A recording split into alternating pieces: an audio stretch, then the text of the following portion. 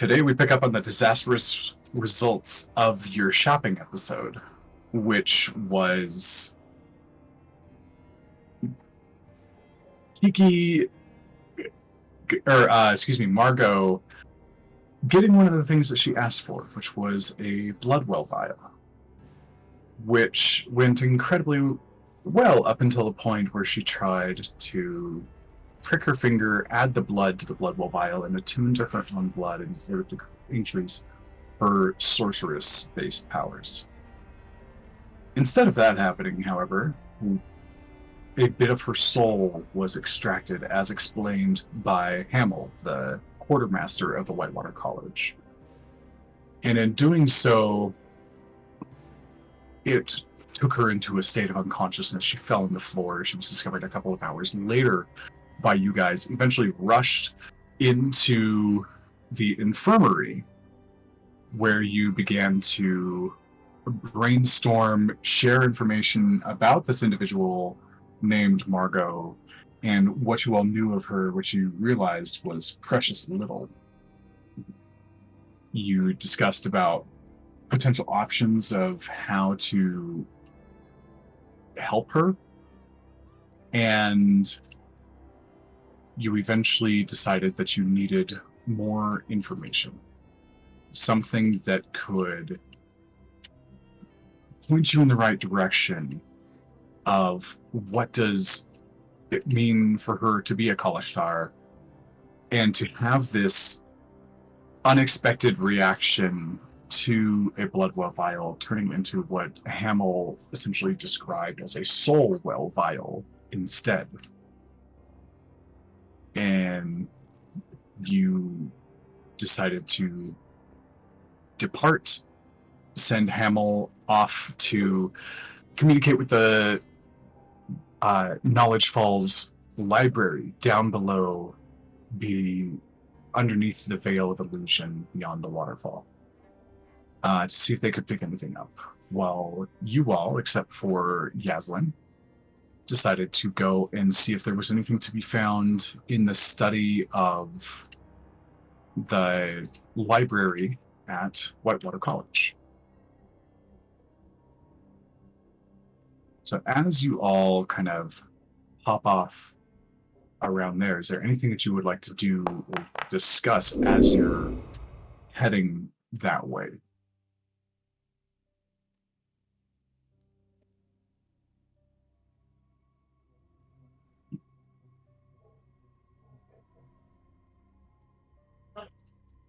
Or if not, then what's the first order of business? What do you, I'm just going to roll for it. I think Seamus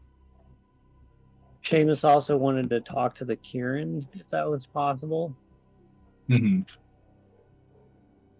So yeah, I don't know, like, in the order of operations, if the study is like closer to get to, if we would start there, the Kieran, but those items would be on the to-do list, I guess. We talked about that a little bit last session, I think. Yeah, absolutely. So let's go ahead and start there. So is anybody going with Seamus, or is he soloing right now? I think Dro would go if he knows he's going to see the Kieran. Okay. I don't know if it matters, but the game is paused. Okay, so Dro, what status do we have on you right now? I don't think we should have a status like that. Unless it's just the fire resistance. No, that one's something else. Oh, I have no idea then. Oh, weird. It is fire resistance, but it is a different symbol, which is strange. Interesting. Did you modify your Frostbrand to give you an effect? No, I just did the distance for the tattoo. Okay. Well, we'll take one of those off for now. All right, there we go. Fire resistance. I'll delete the other one. Okay, so easy enough. Takes you, about the 20-minute walk or so to get back to the library. To start to, or not to the library, but into the temple. You're given easy access back up, and you can get all the way up and to see the Kieran, who happens to be still there. I mean, it's only been like 3 or 4 hours, and it is still sleeping. It did expend quite a bit of energy on the invasion.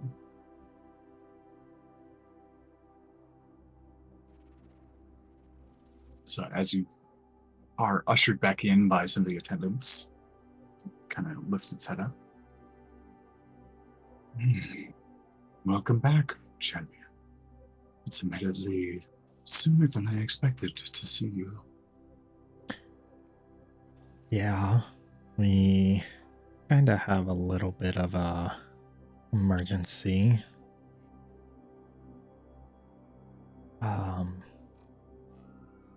Margo, the shorter woman, the one that closed the portal, seems to be in a sleep or stuck in some hibernation. We're not sure how to get her out, but it looks as if she's in a fight in her own mind. And we don't know much about her. So we don't know how to help.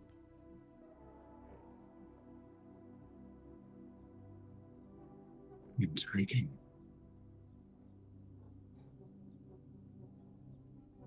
And Seamus, what is your take on the situation? It seems such a minor bother. I hate to even bring it to you. And, certainly second order of business. Margo would be top of mind, of course.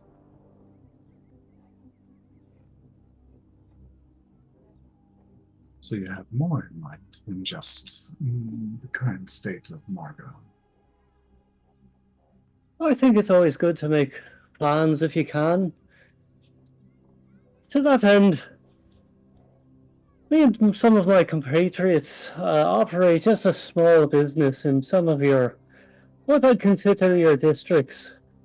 I just want to make sure that we're fine in your eye to continue our operations and possibly expand if there's opportunities for it.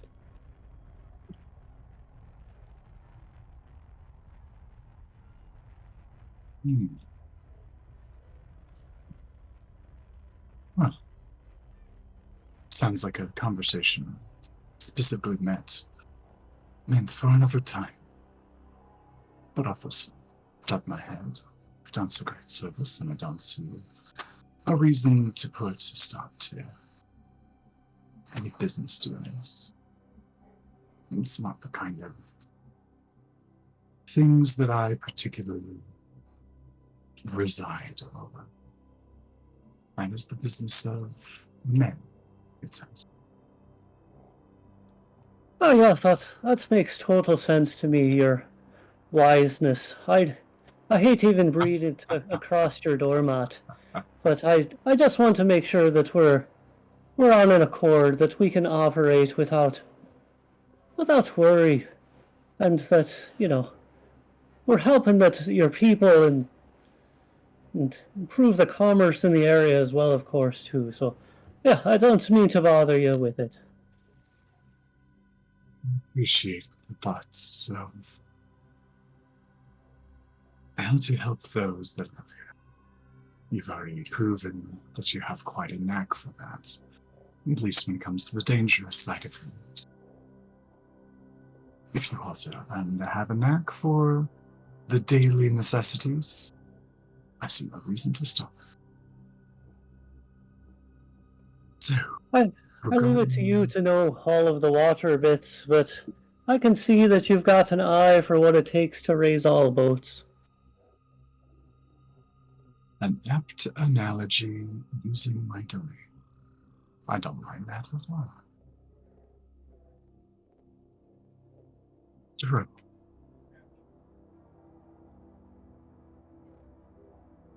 What do you think is happening with your friend? Not for certain, but whatever it is that is your best guess.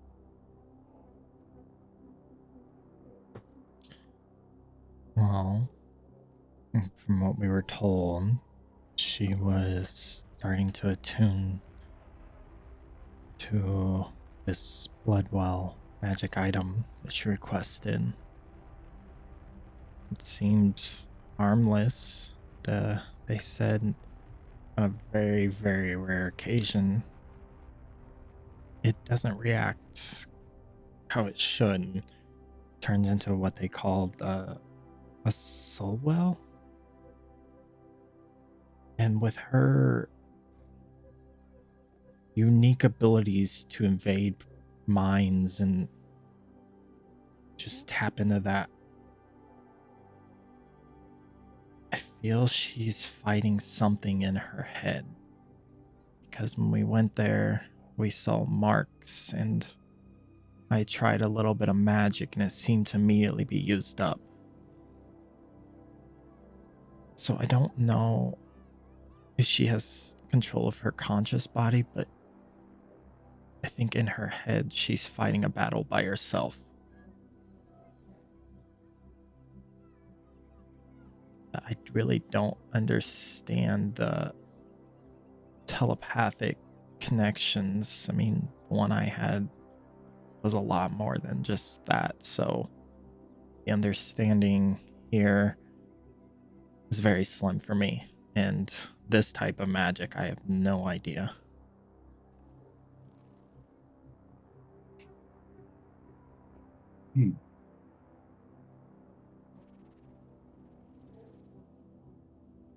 And you wish to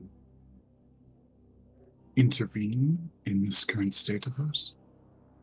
I mean, if she's in danger, I mean, honestly, without her, we wouldn't have closed that portal. And honestly, without her, I don't think some of us would be standing here. And I don't think we would have Yaslin here. So I owe her a favor, and she offered me a way to get Echo back.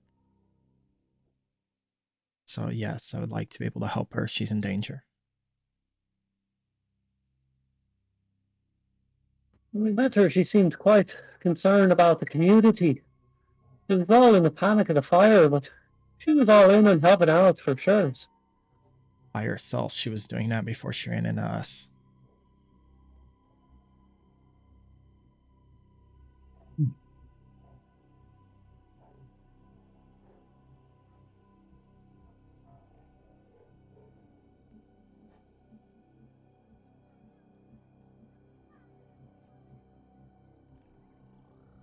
The way that these things work is lost on me. I don't mean this to sound condescending.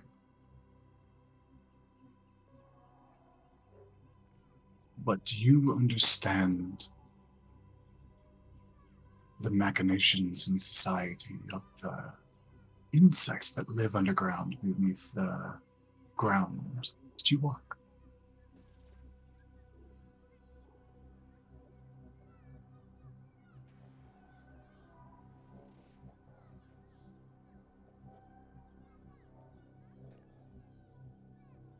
Just gonna sit there for a minute, confused.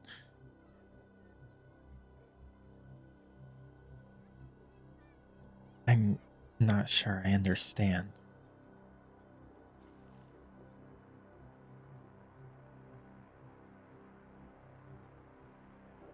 There are things that exist in my domain, functions, and I can know all of what is going on within my space.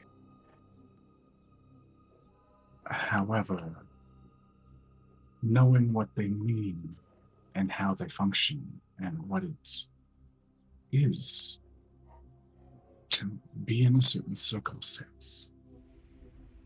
That is the space of mortals. Not the creators, if that makes sense.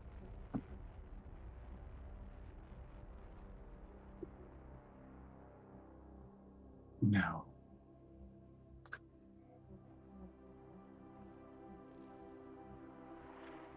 I am not omnipotent. I have great power, especially here, inside of my domain. But it does not mean that I know all of what causes things to happen here.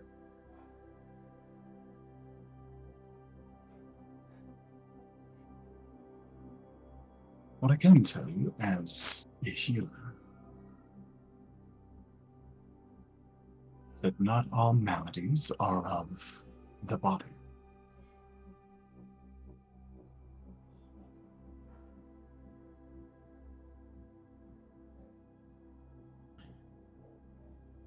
And I am sorry to say that I am not a one-stop shop for all of your questions.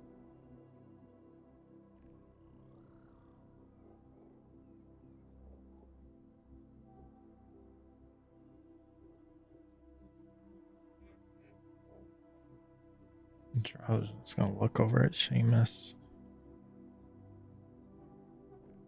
Library is sounding like the location we need to go for the information. It's either back at the college or further down. If whatever books are still left there, if they didn't all just burn up in the fire.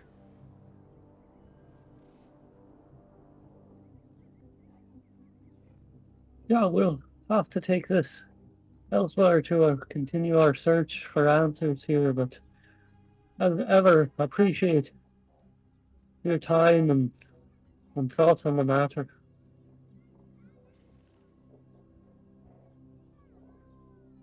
It is my pleasure.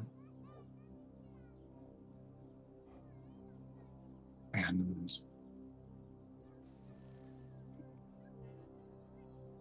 kind of looks down at Joe.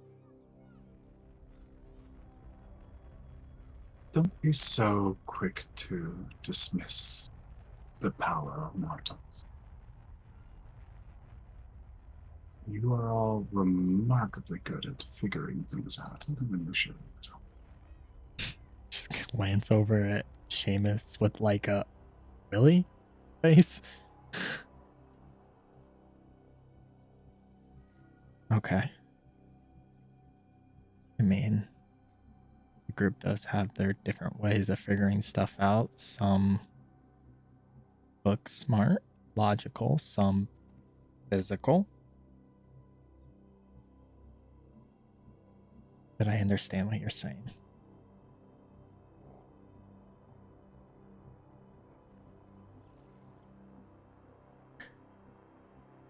And again, sorry for waking you.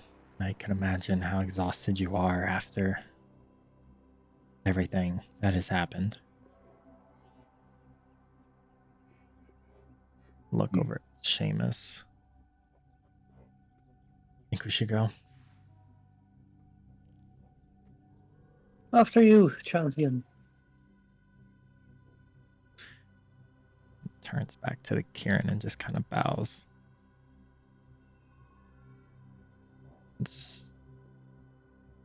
Looks back at Seamus before we go completely. You sure there isn't anything else you want to talk about while we're here?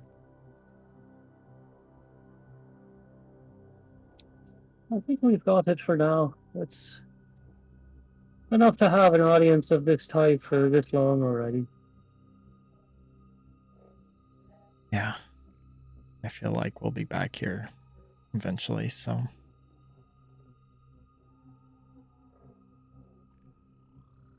I'll start to descend down the stairs.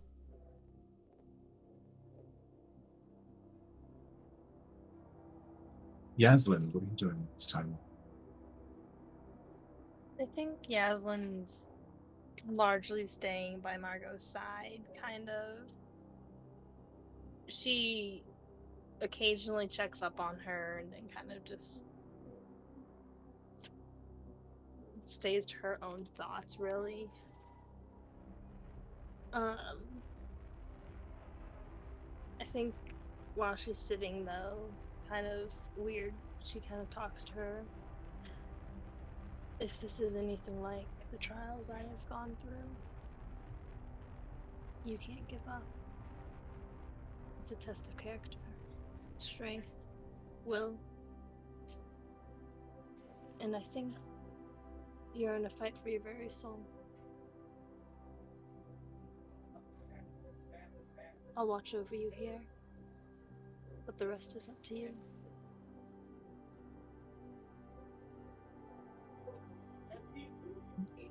You feel kind of a heavy hand on your side.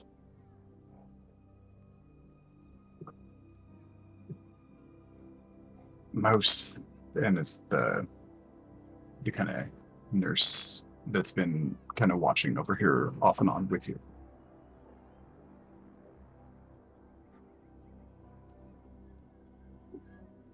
Most things don't give it too much credence, or at least not intelligent beings. But there's a whole lot more that people can sense beyond their five senses.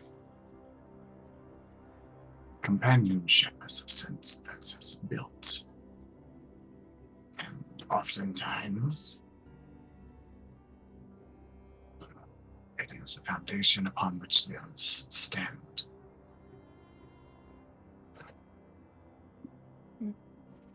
She was Their there for me presence. when I needed her.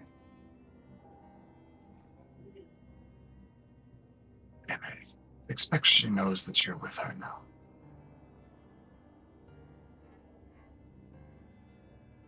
Oh, what's up, puppy? I'll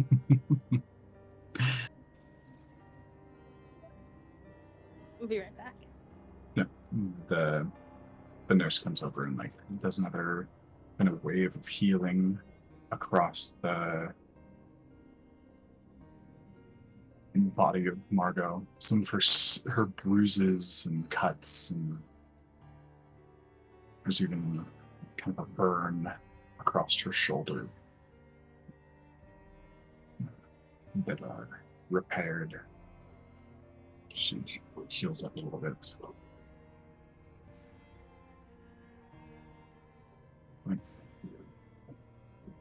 Dro, Seamus, Leo. The three of you do make your way down to the library. It's pretty easy to get directed there, especially through status. Is this the library back at the college or the library we started at? No, this is the library at the college. Okay. I would say before Joe goes in the study, and he would have tried to look for the headmaster's assistant. Okay. Easy enough to find them. That would be back on.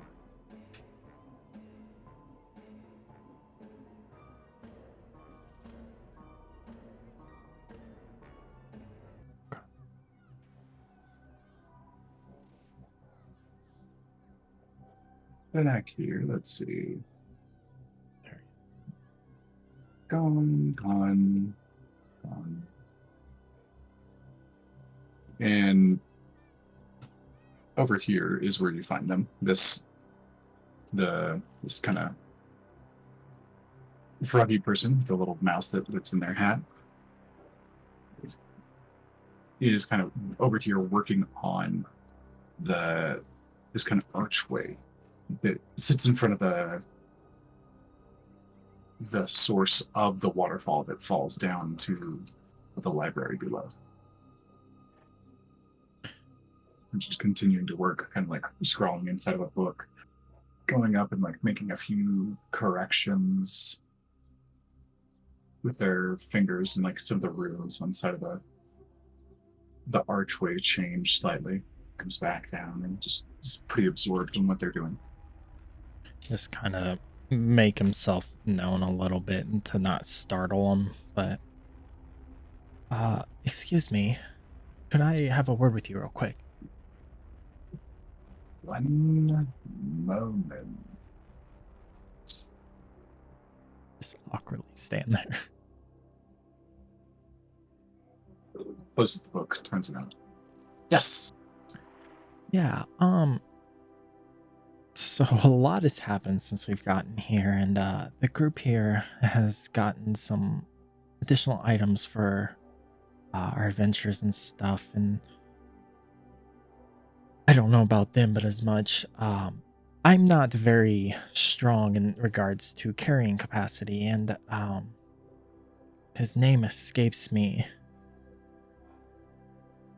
But I was mentioned of an item, a bag of holding that might be beneficial to this group. And they said that these were used quite frequently due to the students and whatnot. By chance, would there be one that I could obtain? Oh, certainly. I just, sure. And kind of like grabs a couple of bags off of their side, kind of sets them both down on the ground. It's common issuance for all of the different students to receive one. It makes things far less bulky. It's also good practice for some of our more advanced students to craft these as a bit of a practice for themselves. It's like, this one's primarily empty, but let me grab a couple of things out of it. And they reach into one, grab like a couple of books, like slide it in, and they pull out a long staff that's about like 7 or 8 feet long, and just has like, it's a simple wooden shaft with a glass orb on it that just seems to have kind of like a drip system of water, but it's all frozen, but it doesn't look like icy. It's just like the drips and the ripples as water would run down the shaft from the orb are all solid and in place. Just one, and sucks it all into the other one's like, that's about it for that, and sure. There you go. It's a rather nice thing to have for an adventure, and it's kind of the least we can do. Just kind of look at it as this is the most technically he's the ability to carry stuff he's been on his travels. Appreciate it, thank you. And he's immediately going to take the quarterstaff off his back and put it in. Skeptically. As that's That looks painful for you. Yeah, this has been with me since my travels, but I will say putting this away is less painful than putting this away. And he taps the sword on his hip. I've learned to move forward and put some of the past behind, so going to start with this. And he'll close up the bag. And the bag does have some nice kind of abstract references to water. It's kind of got like a circular diagram on it, which shows ice, air, mist, water, kind of like a little bit of like a cycle, like a water cycle diagram. It's all abstract and very stylized. And he kind of comes over and taps on the side of the bag at that diagram. A funny thing about the way that things transition. The current state of existence must always go through a bit of a death in order to give way to the next state. People are no different. And it's okay to be that way.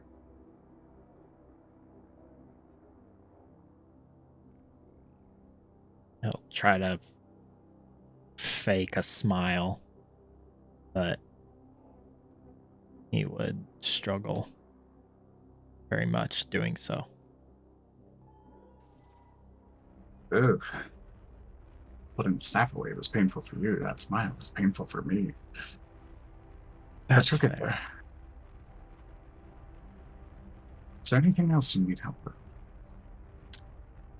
Kind of look at Seamus. I think right now, the answers we're looking for lie in some sort of book. So I think, as much as I love study sessions, to help her and point towards the infirmary where we went, I think that's our best bet right now. Let's get to it. You may not enjoy study, but almost everyone who is here does. Don't be afraid to reach out. Might take you up on that.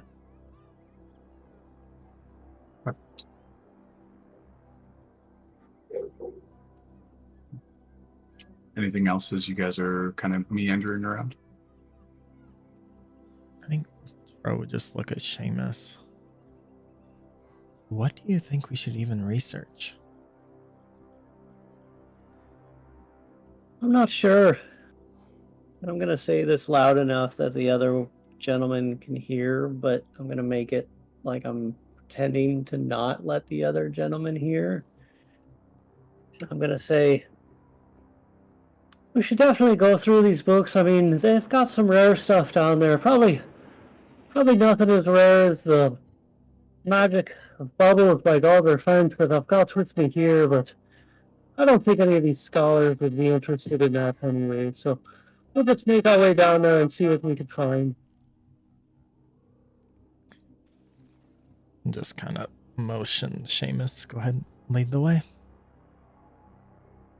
And while we walk, Joe's just going to look around the room and see if anything sticks out to him. Just studying the people he sees, what he sees. Obviously, we're a new group that's in here, but anything seems out of the ordinary. I assume you've made your way. You're talking about when you've made your way to the library. Mm-hmm. Okay. So the three of you kind of walk in, and the library, like the rest of the college, is incredibly big. And there's a lot of detail in the decoration, water motifs, and up top you see kind of a roiling mass of bubbling water. It seems to drip down and disappear ethereally before it reaches anywhere. There's a kind of a, it looks like a pool of water that ripples, almost like you might see at a lagoon. But you see several students or staff just kind of like walking across it, book in hand, just like walking across what looks very liquid as completely solid. They just kind of go off into a corner and sit down.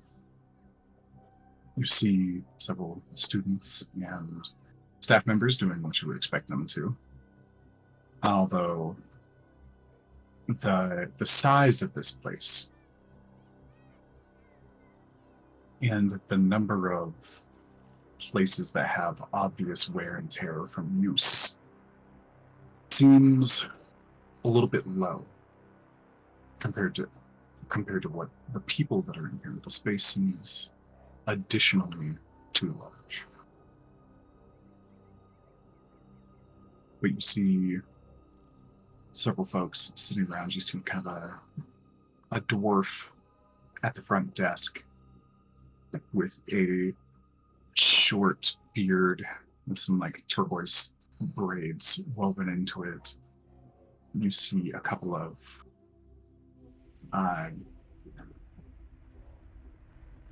You see a couple of fish-like species kind of talking over and instead of a quarter, and the two of them are kind of excitedly like pointing at things, like comparing notes. You see kind of this dark blue topless elf in the corner, away from everybody else, nose in the book. You see a couple that are kind of standing up at the top, looking down in an observing way, and somebody is writing notes. A kind of regular looking elf with dark black hair and kind of severe eyebrows. It feels imposing to walk in here and be like, cool, let's find some.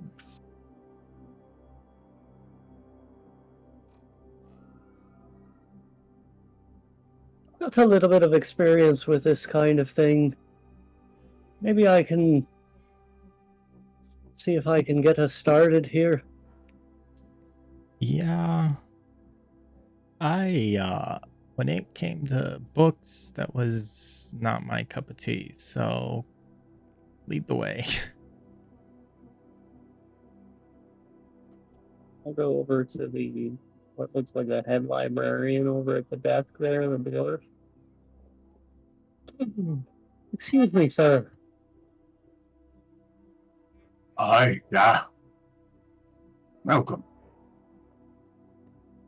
Me and my Yeah. companion here are in desperate need of some information and kind of on a quick timetable.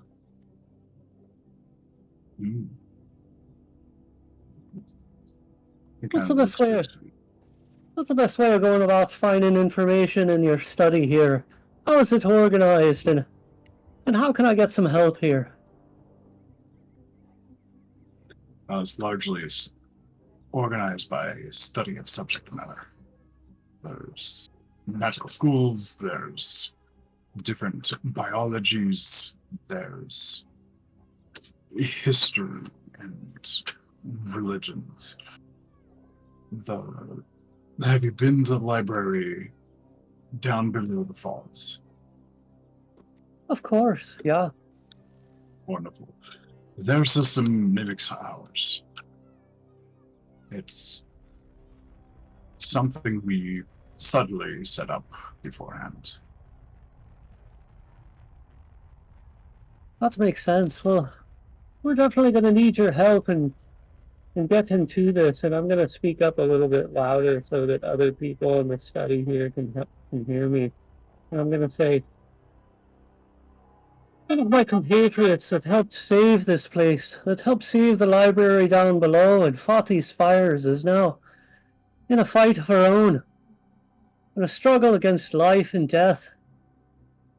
And I'm going to need you, and I'm going to subtle cast suggestion, and I'm going to say to do absolutely everything in your power to help us find this answer here today, and enlist everyone you can think to help us get to the bottom of this. Okay. Go ahead, and that's a save on that.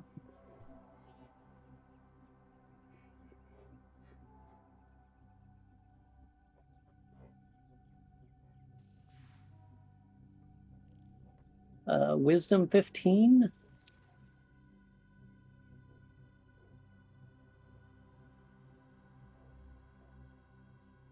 That's single digits.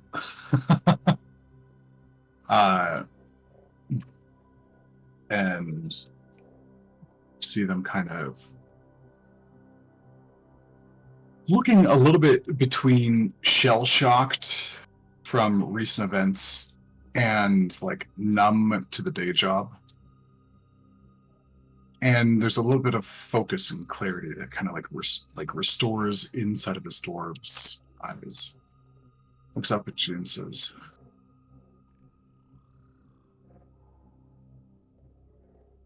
"Any friend of the champions is a friend of ours.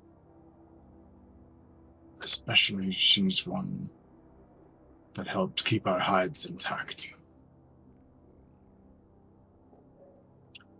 What exactly is the nature of her problem? You say that she's fighting. Do they need enforcements? We're on the mend, but we can muster a few to go fight on her behalf. He's a Kalistari that was trying to tap into a Bloodwell vial.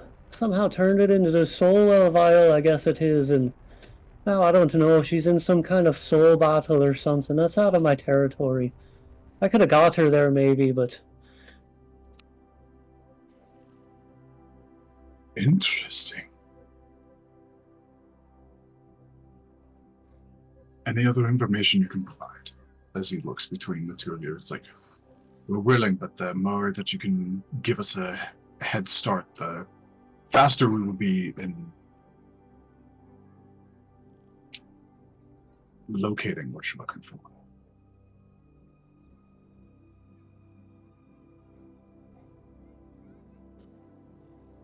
Anything that you can do to help her and the champion, of course, will be appreciated. Right. Starting with a bit of a question mark. Not much kind of story. Let's see here. Maybe these fellas over here might have some ideas. They seem to be an intelligent bunch. What's he arguing about over here? Right. Well, and are you referring to like the two fish people? Yep. We're getting everybody involved. This is a group effort. Sounds good. The two of them kind of look up. They were already kind of like staring over at you with your raised voice, and one kind of leans over and like says something in a language that you don't really understand, but you've kind of been hearing it like bouncing around.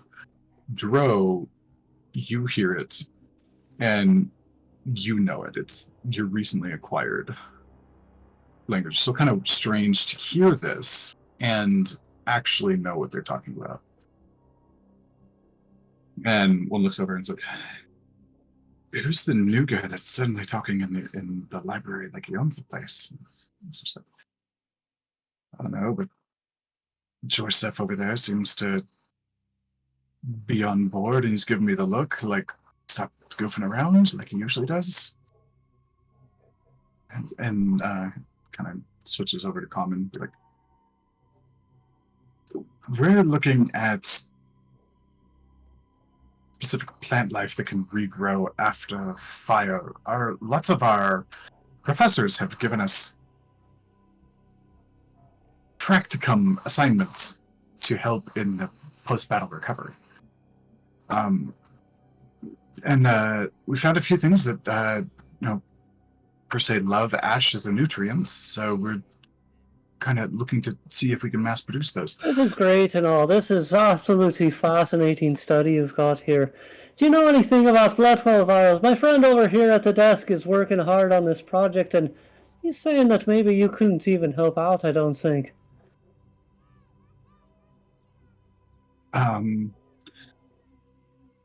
Magic items, really my specialty. The two of us are kind of in the botany spectrum. Joe, are you catching this? I can't make a word of it.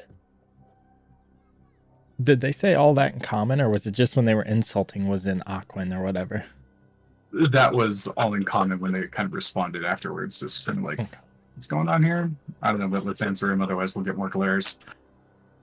I think and the dwarf comes up and kind of clasps you, has to reach a little bit higher to clasp you on the shoulder.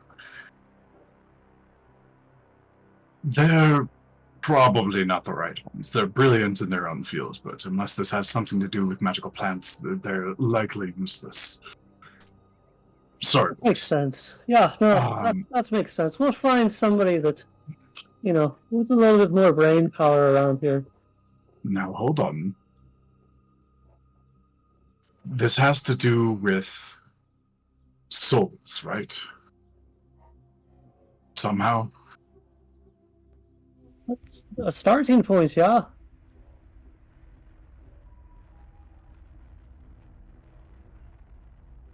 I've got one who likely hasn't even listened to the conversation so far, as he like raises his voice specifically. Mysteries studies is kind of their thing. And they have a bit of knack for communicating with souls, although it's usually not people.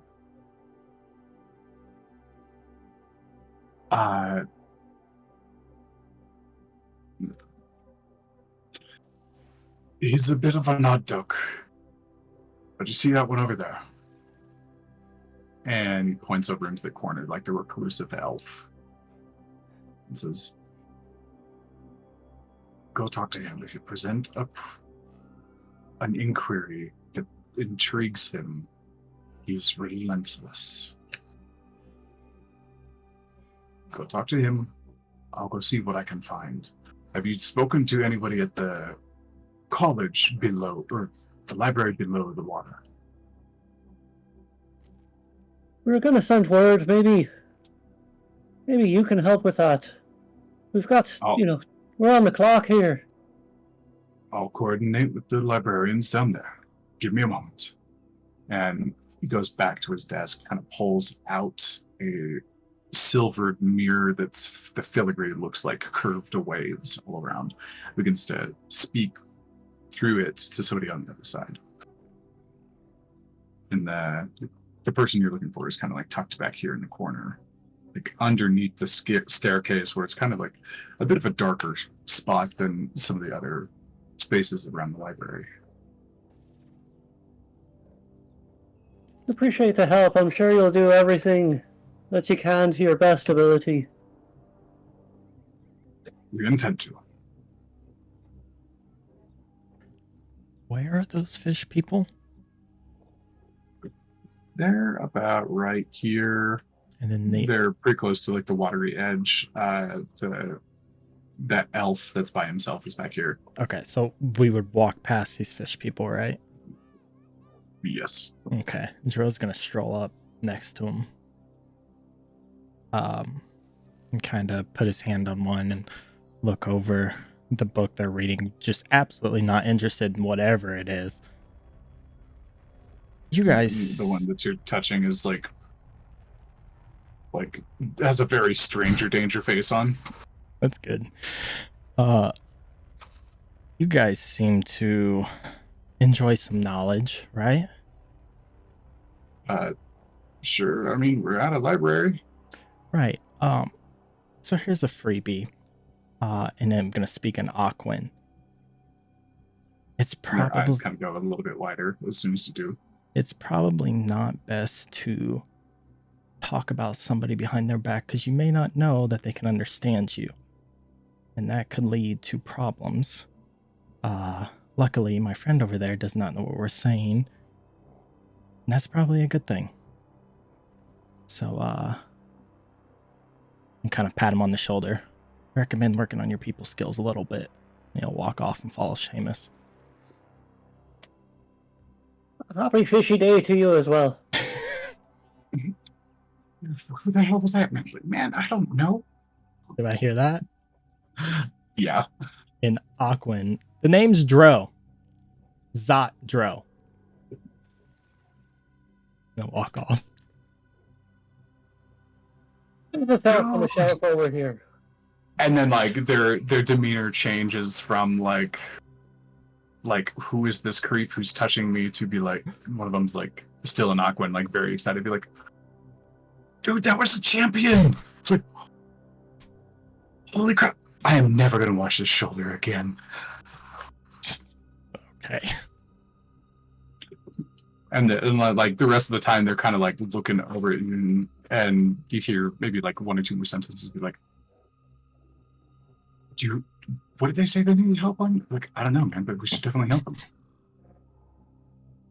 Like a little bit starstruck, like young, dumb behavior going on.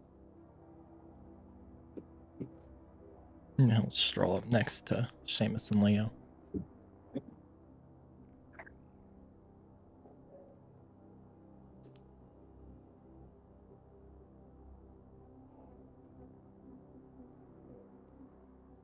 Good day.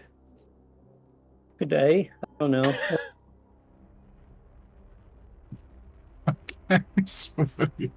Top of the morning to you.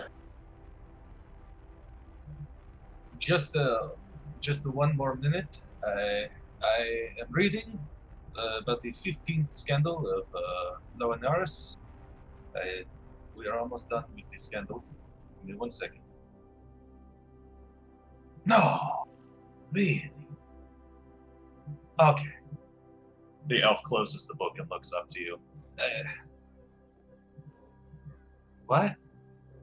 You came into here and you were saying, yelling, blood. I was more captivated in my book than I was captivated in listening to you. Blood? What? It's understandable. Good day to you. This is my good pal, Zot, they say. Zot Dro, the champion of the Great Water Fire Battle. And you know the term Zot is a bestowed title to the champion of the Water Cure. It is not normal that I come across people like you. It is, I suppose the right word would be honor to be in your presence or something. I have not quite learned Absolutely. of what No, you've got it. You've got it. Quite a learned man, I can tell for sure. It's an honor, though, to be here for you. I do And, not come across many champions. And as they're getting, what do they see in the corner of the reclusive end of the library as they come up and begin talking to them? Honestly, what they are you asking what I look like, or just Yeah, all of basically, the books yeah. that I've read? Okay. Yeah, So- you and your surrounding area. Sure. So as you look down at the elf himself has kind of bluish hair. It looks very wavy and flowy, as if it itself came from the oceans. Like most elves, he's got kind of pointy ears sticking out the side of his head. His skin is blue, and it looks a little bit dry, as if perhaps he's been out in the sun a lot, or further away from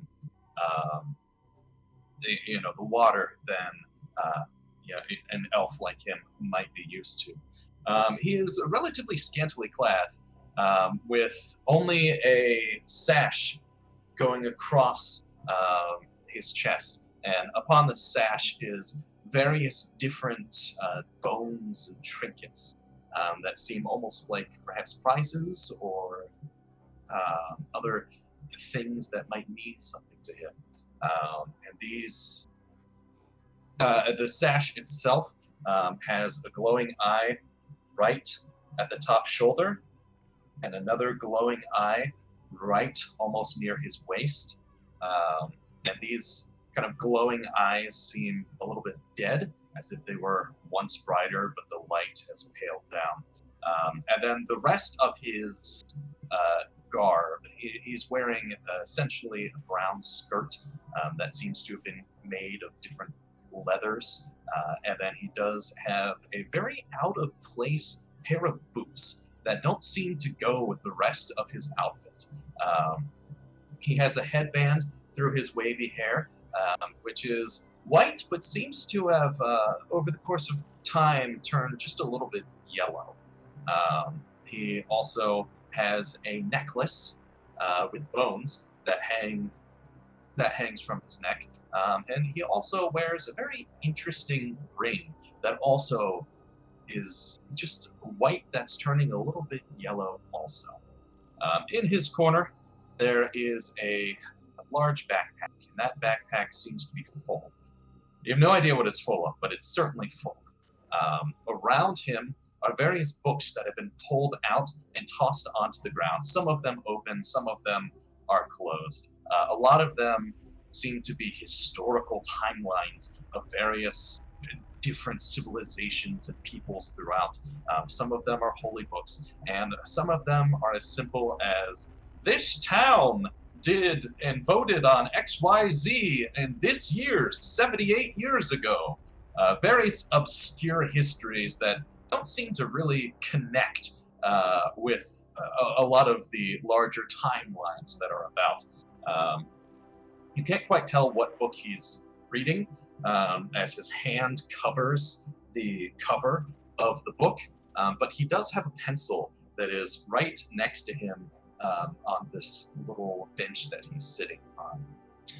He looks at you inquisitively and responds, "This is the first time that I speak to champions, so this is a very memorable opportunity. Is there any knowledge that I can bestow upon you today that will help make you a much smarter person? That will help make you the champion of knowledge?"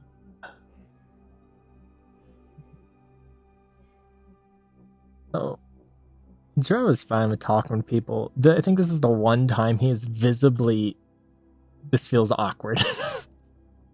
The amount of times he was called champion and just all of this at once, I think at least Leo and Seamus would notice that, like, for once, Dro has nothing to say.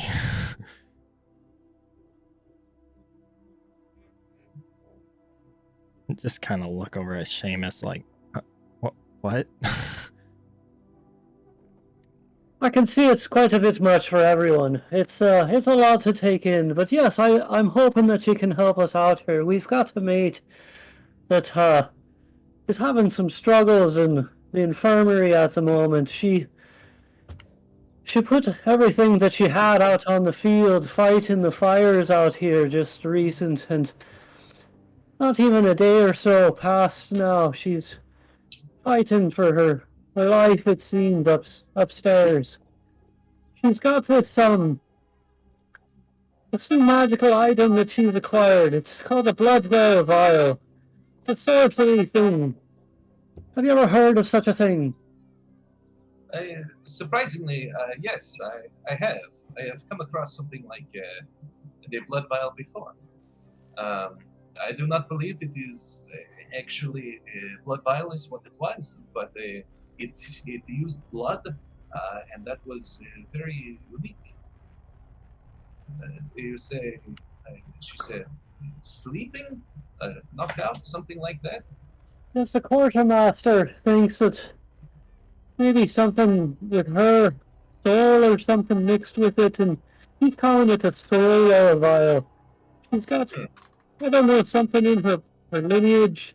You know, it's Aeon. It's hard to say where people come from or where they're going for that matter, but I guess she's got, her peoples have got some tie-ins to the dead or the people that aren't here anymore. Right? Some people call it a soul, if you will. She has the ability to commune with spirits that are non-bestial. They were once sentient sapiens. And Troy, real quick, your mic is harsh when you're far away from it tonight. Just FYI. Okay. Yeah, I don't know what's going on. I'll check that out. Cool. She, kind of unsheathed the sword he has. The previous owner of this, she was actually able to communicate with him, and he's gonna pause, thinking how weird this is gonna sound when he says this. She talked to him in his grave. That is not the most crazy thing I have heard all day. Noah, give me a history check on that sword. And I'd say with advantage. Then I roll again. Good thing it had advantage. That's an 18. Okay, cool. You can also roll... wait, no, hold on. It already added a 4. It's a 14. Okay, you can also roll inside of your inside of Foundry. If you double click on your character, you'll see all your abilities there. Also, there's a pair of swords that are like crisscrossed on the left side. That's Argon, which is a combat thing. You can click right above that image of you in the bottom left, and that'll have all your abilities and whatnot. Ah, I see. So I don't Mhm. actually need to go into D&D Beyond. This is cool. Yeah, you don't have to, but you can if you want. Cool. With the 14, you recognize that sword.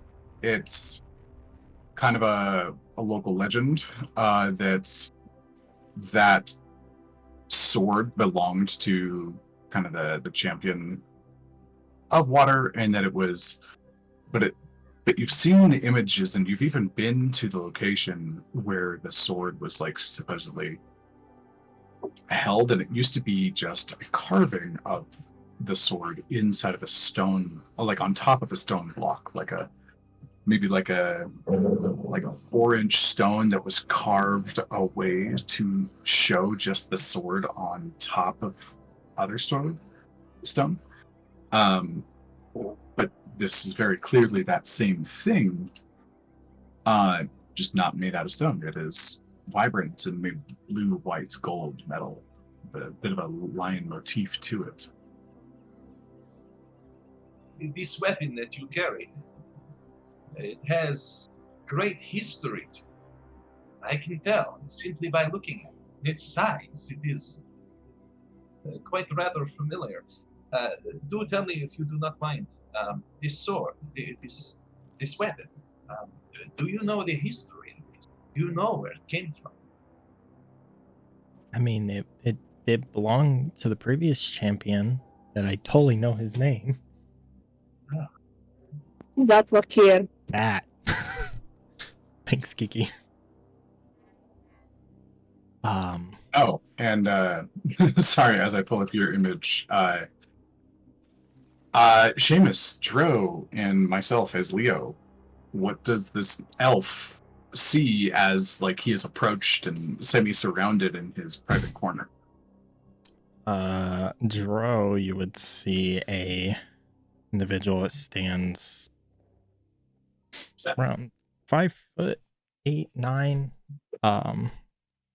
dressed in monkish-like robes, free-flowing for the most part, shaved sides of his head with short hair on top. He has darker skin, almost grayish. He has elven ears, but his face isn't like the elven features where they're pointed. It's more rounded and pretty distinct that there is more than just elven blood. He has a sword strapped to his hip, and when he walked up, he would have probably had a little grin on his face, but as the conversation goes on, more of just like confusion. And then, yeah, the quarterstaff's off. So then you would also see the Frost brand sword. You would probably also pick up because he's a little uncomfortable with the sword still. You can tell that isn't his weapon of choice.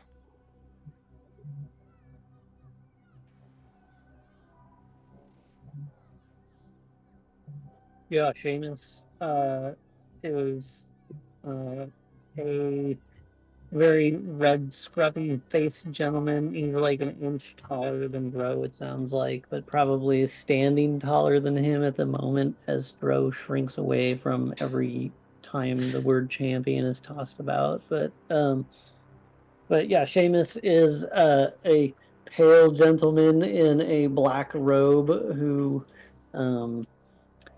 is just kind of a pale figure, but also there's like just kind of a darkness that surrounds him that just kind of seems to almost the corner as he walks into the corner, he almost gets a little dimmer even.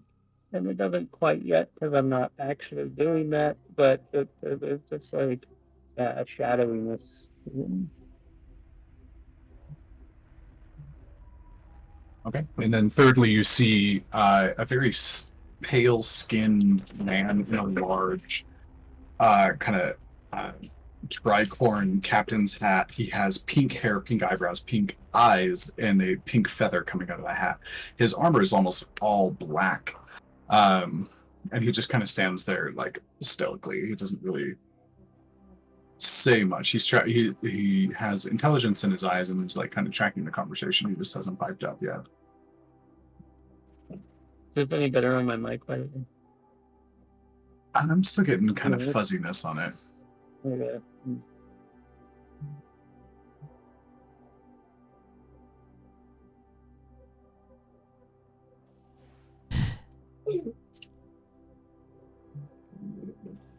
Okay. I forgot where we were in the conversation before I asked for additional descriptions. You said that the spirits.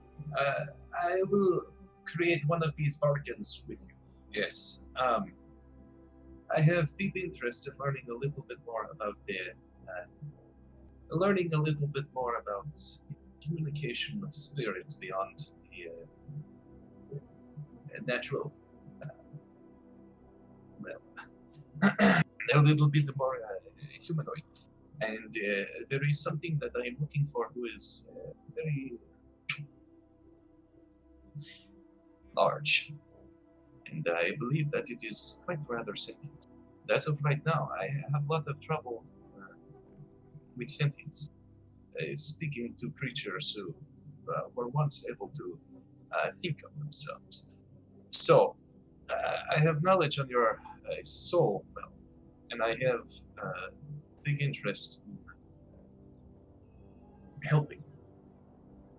But in exchange, I require knowledge. And I believe that this person, once we save them, is the person that will bring me this knowledge. Yeah, I can tell you for sure, she's real interested in those that aren't currently visible. I'll just kind of grin for a minute. I suppose that we shall have much to discuss. Because, and he gives a slight smirk, there is so much that surrounds us, that flows through all of us, that nobody else sees.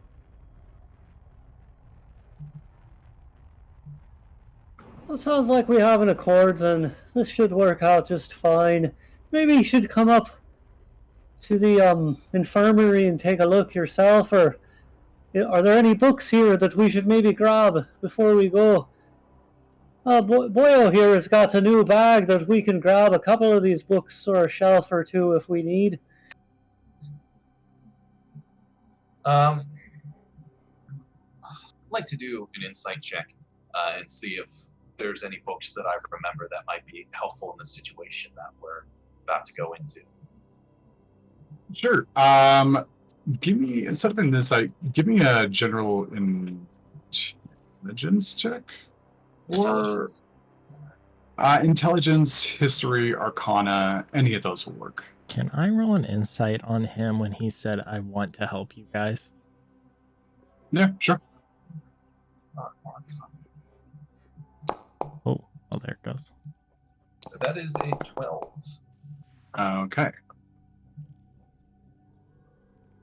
A 17. Okay. So what do they read from this elf studying in the corner, with the 17 about like the sincerity of their words and their interest level in helping? He seems at least mildly interested in helping. He's not, jumping for joy like, oh boy, I get to help the champion. But he's also not like, oh boy, it's the champion, I don't want to help him. He doesn't really seem to care much about the people around him, or even, you all as you interact with them. He seems to instead have an ulterior motive. Sounds a little too evil. He just seems to be interested in something else that you guys would be able to provide. And it seems kind of like the only reason he's still talking is because he's interested in that other thing rather than, the actual people in front of him. Okay. Not the first time he's gotten that from somebody. And go ahead and roll that Arcana check with advantage. You are in your, your home territory of the library. Not any better. Okay. Only bad rolls tonight. I cry. Okay. In this case, you don't know a specific book, but you know the section of the library that deals with souls as something that can be interacted with via magic or via alternative means. So you can you can guide them to the right place, just not the right book. You are looking for souls. There are some books in this library that happen to deal with the concept of the soul in the spirit. I do believe that if we were to go up these stairs right here into this section right here, that the books would happen to be there that have to do with the spirit. I do not quite know if they happen to say anything specific about the soul well itself, but you should have some light reading about the connection between what is inside of you and all of the different realms. Okay. Noah, you can left click and hold it down, and it'll give you like a little ping. I did a double click. Dang. Oh, good. New little things to learn. Yep, so he does, cool, so he points out like a section of the library. Do you guys follow? Before we I didn't go, catch your name, by the way. That was way bad on your mic. Oh, I'm so sorry. Is it So bad? much worse. There you go. That's, I don't know, I think it has to do with like the distance between your mic, because there's like sometimes where it'll like fade in and it's fine. Interesting. I'll have to figure that out, and also not put my hand in front of it. Maybe that's some of it. Maybe you're good at the moment. Yeah, sorry, I didn't continue. catch your name. Yes, well, that is because I did not give it. I am Dauphin Sethnor, and I come from the coastal regions.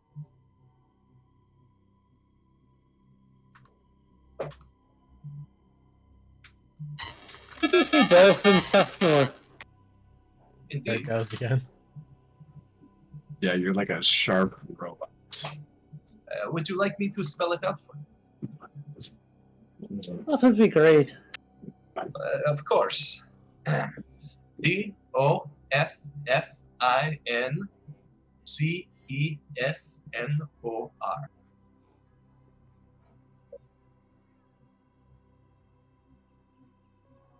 And you'll note that Seamus has a little black book that he is writing in. Same with Drew. He's not writing in my book. I'm writing in my own. He's writing in his. You start talking, you give you their name, and suddenly there's just like a bunch of notebooks out. I think Leo's a note taker also. So Mhm. yeah, that's great. Yeah, and the pink guy just says, "I'm Leo." Seamus Black, and this is, of course, the Zot, the champion, the one and only Drow. I'm about to cast the silence water. on you.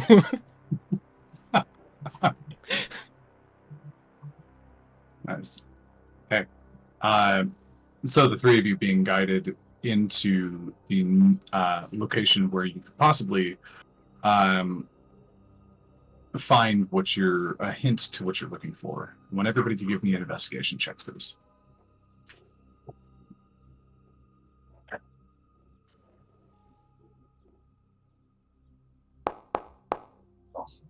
That poor Leo boy. is barely paying attention.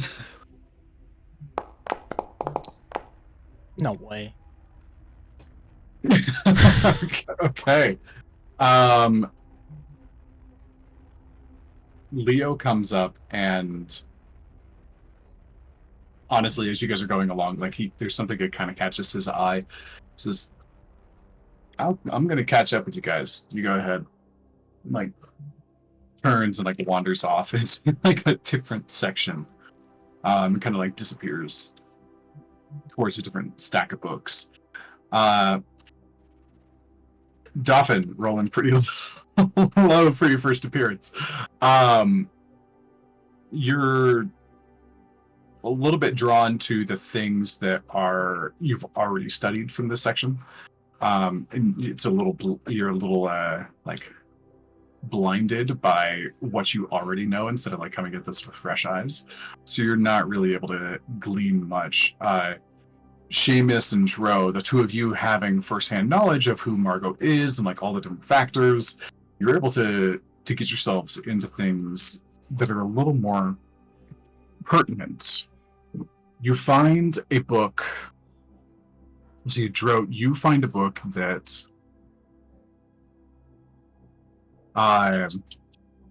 refers to the Kalashtar soul being more transportable than others. Like their ability to bond with souls, with the souls of like the fallen dead, is something that you kind of heard a little bit about before, but never got a lot of detail. But there is a process in which the Kalashtar can connect themselves, typically with a soldier or somebody who has been militarily related, and kind of have them as a guiding entity. It's not necessarily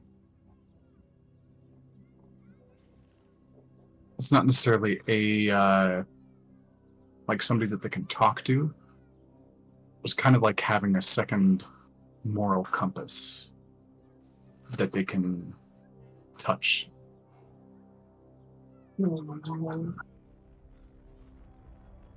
Seamus, with your slightly better roll, you're able to coordinate that information, or the information that you already know, and you are the one that finds a reference to Soul Well Vial. It's pretty It's right obscure. here. Solar vial. Troy, you might need to change your mic, man. Like to some the different setup. I mean, we can understand what you're saying. It's just harsh. I know technology is like, today's the day I don't want to behave. Huzzah! A brand new computer. This should work. Oh, no. Maybe it is because it's a brand new computer. It's a brand new- You're able to find like a singular paragraph reference to the Soul Well Vial that briefly mentions that the Kalashtar's, in very rare occasions, Kalashtar's soul is actually infused inside of their blood. When they try to attune to a Soul Well Vial like that, the soul comes out beyond what like a normal scratch or a cut or like bleeding from battle might do. This magical process might actually like draws them further in, and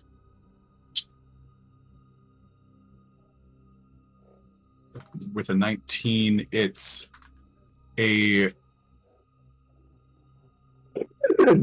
that happens when there is a definitive connection between the soul and the realm of dreams.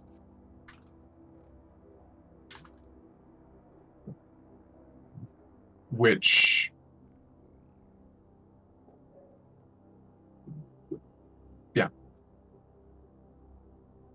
we'll we'll stop it at that.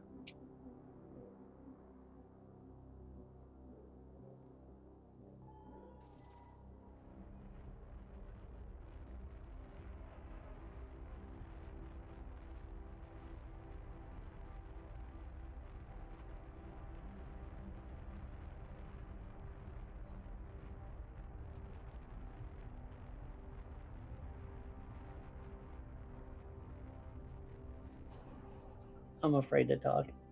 How do I sound? It sounds pretty good right now.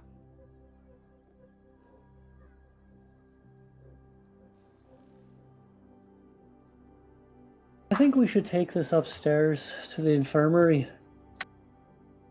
Yeah, and I really feel like we should have interrogated Margo more. It's only something you do when you're fighting for your life. Yeah. Have you guys begun to share this information with each other yet? Yes, I would be like basically reading aloud if we're all standing near each other and stuff. Jiro would be pointing out the items like connected with another individual, the moral compass, and he's gonna question that a little bit, knowing Margo. But just pointing stuff that, because Jiro's also recalling the conversation him and Margo had at the graveyard, the little bit of interrogation that he had, trying to connect the dots of what she told him compared to what he's reading here, and then telling the guys that are standing near us, connecting the dots. Very difficultly, because she didn't share shit.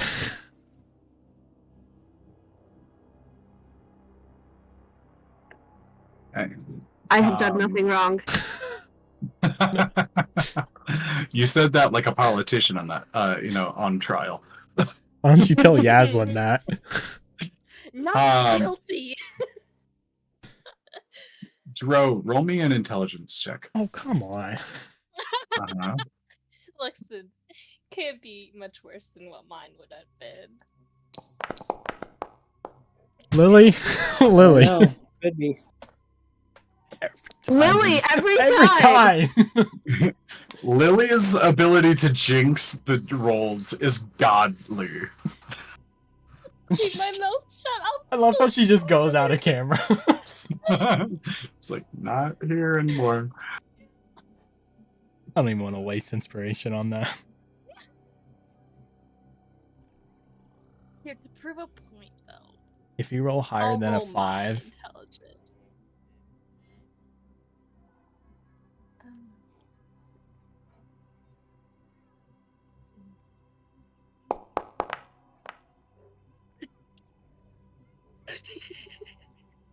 Wanted to be a 4. We all saw it almost wanted to be a 4. It said, oh, I'm just kidding. Dro is just like, has so much like, I don't need this attention bullcrap. Yeah. Like, I feel all the eyes staring. mm-hmm. Same thing. Dauphin, give me an intelligence check real quick. We've been pretty yikes with those today. Intelligence. Mm-hmm. Gotta be better than a 5. It's easily better than a 5. A lot better than a 5. Oh, yeah. 15. There's something funny about the information that the two of them were kind of like reading.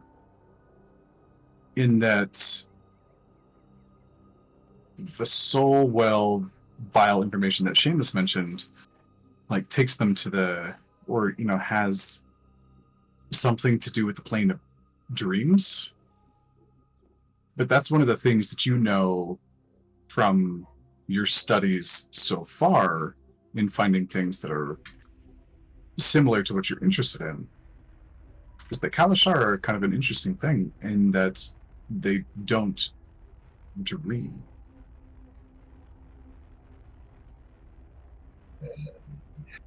you read this passage aloud, and it is very interesting, though perhaps very wrong.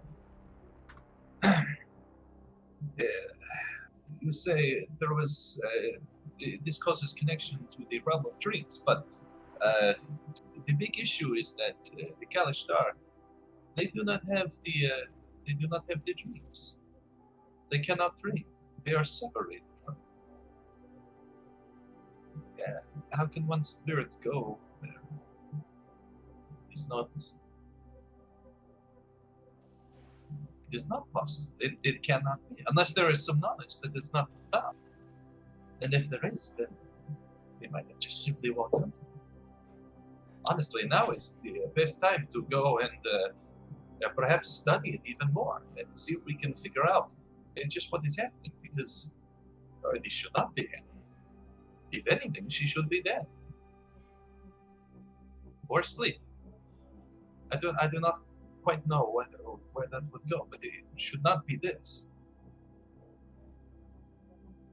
At that time, the dwarven librarian comes back up and says,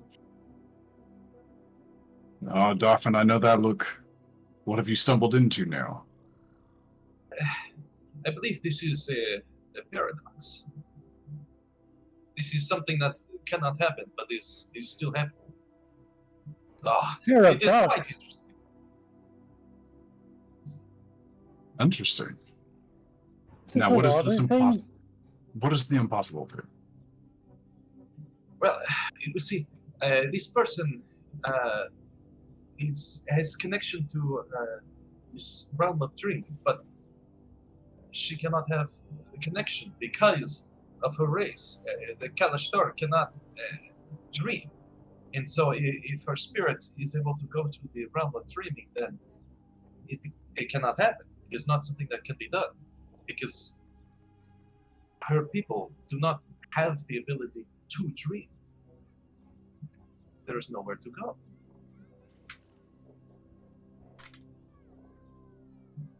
Now,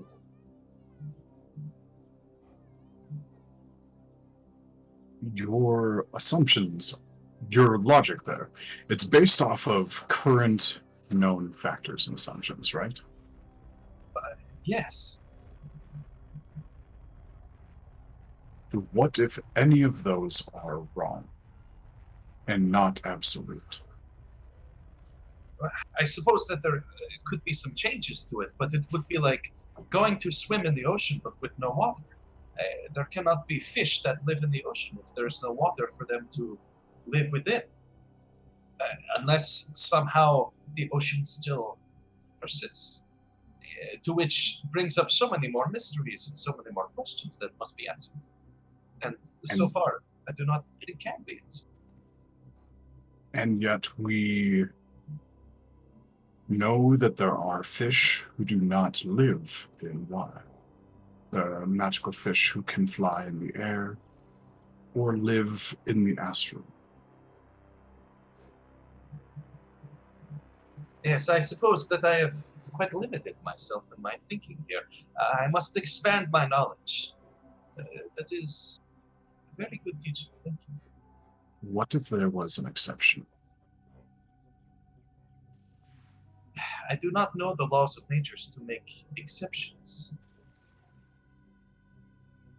But when something doesn't make sense based on current known factors, if you change,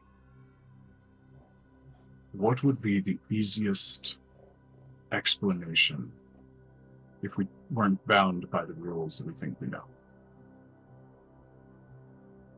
He kind of looks at all of you as he's saying this.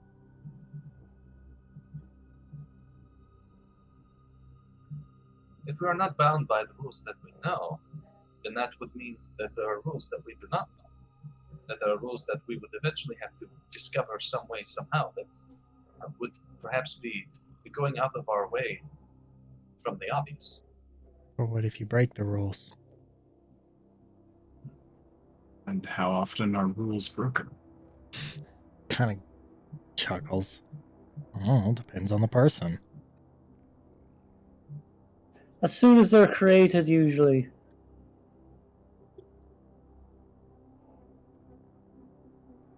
to break the rules of nature is not the equivalent of running down the hallway when you are told to walk. I mean, to break the rules of nature is just so much. The repercussions must be grand. And perhaps I am blind, but I am not seeing the repercussions currently. Maybe the repercussions are a girl in a coma in the hospital. Who Suppose. can't wake up, who is also part of the group that saved this place. That sounds like that's a problem. What do you mean? When you just mentioned stuff hasn't been broken or there isn't consequences, her laying up there to me is a consequence. Right?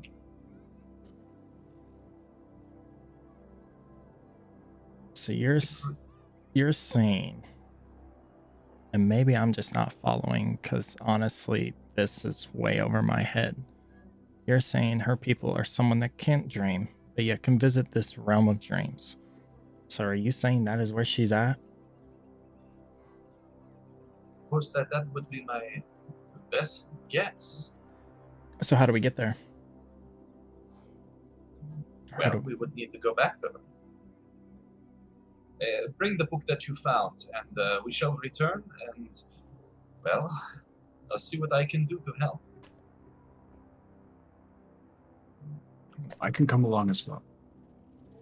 I might have something that could help.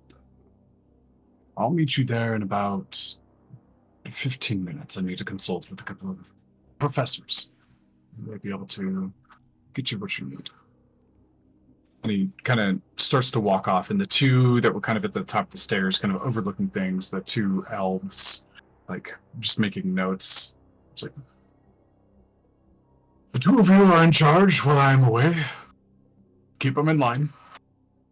And begins to walk off. What's her name? What's his name? Tara and Logan.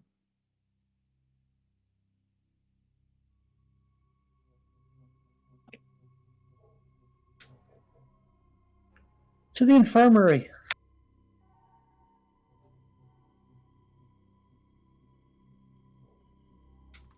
I have too many tabs open. Leo, put down that book. I don't think you're supposed to fold it out here in the library. I was looking for... Never mind. It comes with...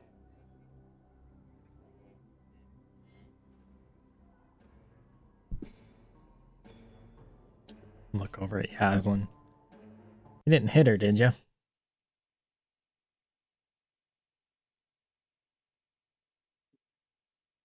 I'm a little offended you think so low of me. I think that's praise for you. Of course I didn't hit her. Okay. He's going. Although now that Yeah. you mention it, maybe I could. Let's not. Not the person. Your three companions come back into the room, Yaslin, accompanied by a thin blue elf as well, carrying an overweight bag, I'm guessing. We've got And, an expert here we found in the study, hoping he might have some ideas for us here. Has there been any breakthroughs? Is she talking, or has anything changed? No. She is still very much sound asleep.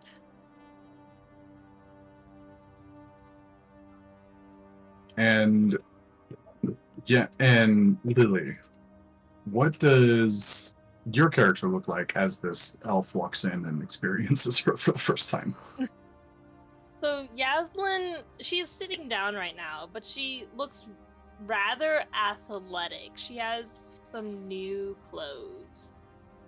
And so it's a very dark garb that is very close fit.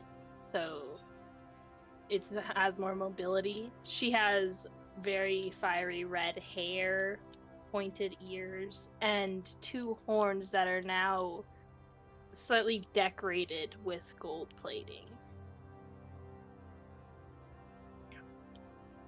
And piercing amber eyes.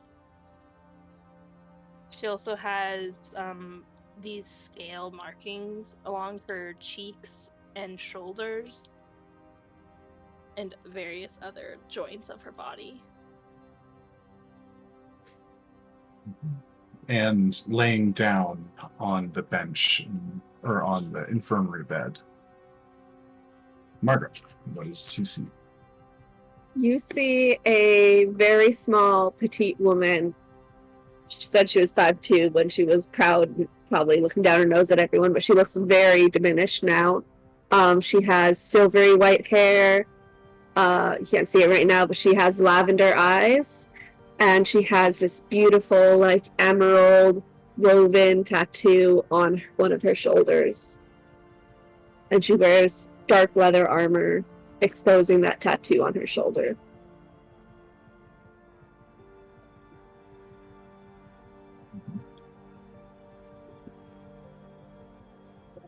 So what do y'all do as you come back into the infirmary?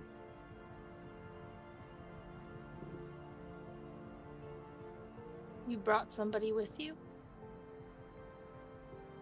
Yeah, he knows stuff in books. And he can help. Probably He's an more. expert of sorts, we're hoping. Alright, well, let's see what you can do. Also, Dro's. Doffin walks over to the bedside. Doesn't seem to really be paying attention to this conversation, or even really notice Yaslin sitting next to Margo. And instead, he just stares right down at Margo, just staring. And you can see his face, his eyebrows keep raising, the veins in his head pop out a little bit as he just tries to process. It seems as though he's deep in thought. Who did you say this guy was? His name was Dolphin. Dolphin? Senfor, I believe, was the last name. He was down in the library, somewhat of an expert on souls, as it were, it sounds, or... What was your background again there, Dolphin? He does not respond. He might be doing one of those telekinesis kind of things, maybe. Oh, yeah, someone else that can talk in people's head. Dro says out loud over Margo. Even though that's not what telekinesis is. I know, exactly. His reaction. Guilty look and all.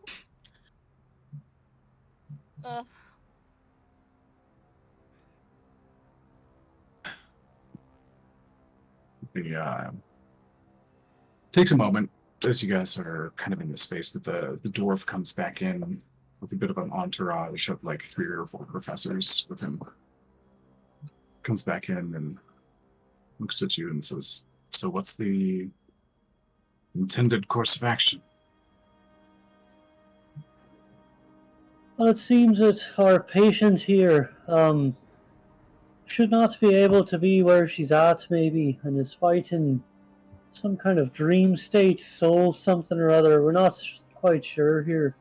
We brought in an expert, but he's now stuck inside of his own head or her head, or we're not really sure what the dolphin's up to here.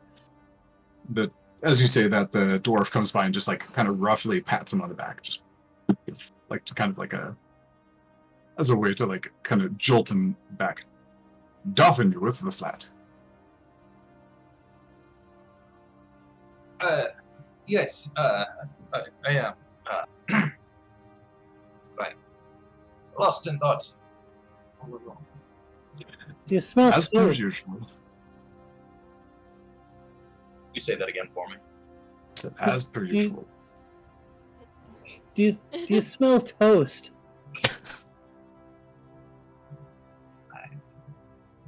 No? Okay, that's you're fine then. No worries. What does toast have Just, to They say if you're having a stroke that you'll smell burning. So if you smell toast and there's no toast burning, then sometimes you might have a problem. I didn't know what was going on there inside your head. What was you doing there? I was thinking.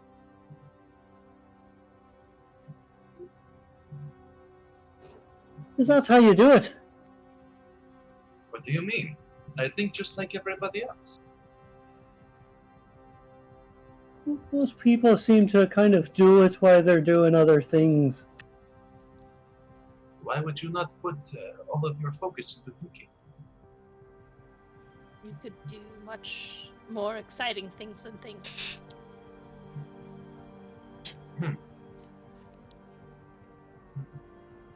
So, this girl, she's somewhere she shouldn't be, and you think that is where?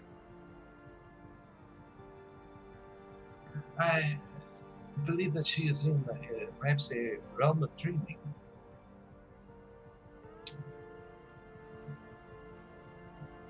You may be able to help. I gathered the professors that I know have studied dreams before. The fluidity of nature of dreams is something semi-close to the fluidity of water. And some have taken an interest in it from time to time. There's a few here that have done exactly that.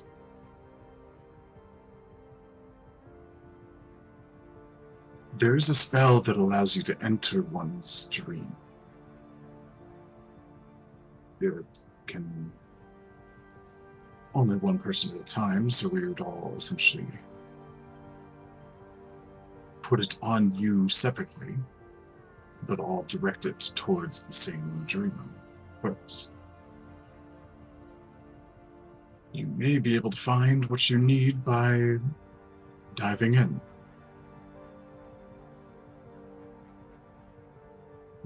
What do you say?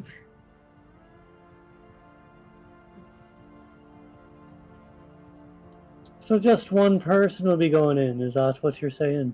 I think all of us will. It just 5 people will be required to get all 5 of us in. Indeed.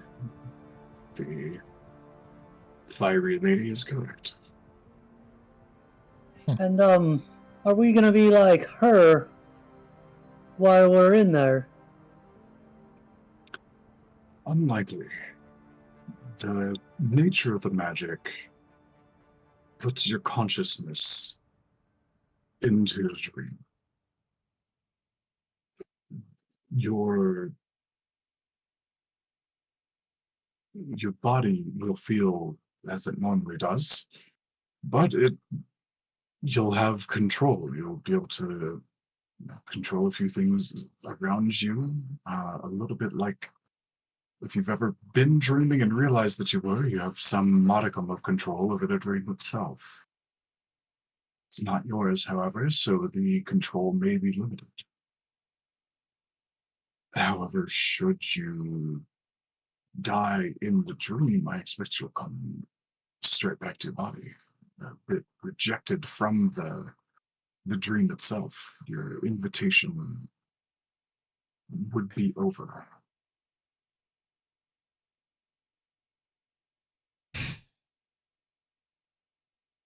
So this is a little ironic. I'm looking over at Yaslin. So it Yeah. seems like the one that could get in our heads, the role is switched. And we can get into hers. I think in some ways this is just, what comes around goes around. I think at this point both Yaslin and Joe have shit-eating grins on their face. Yeah, like, this is gonna be so fucking good. Now she's gonna know how it feels to someone digging in her head where she told her specifically not to. So if I get this right, you guys can send us in and we have to pull her out.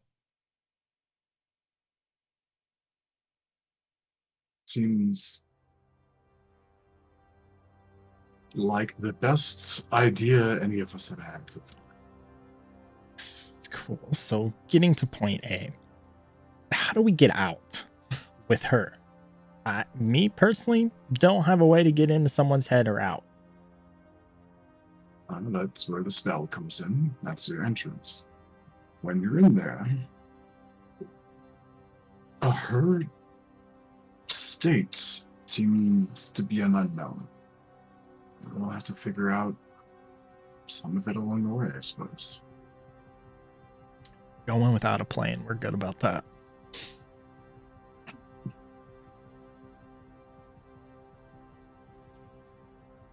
If you knew what you were facing when you fought that fiery amphibian, would you have done so?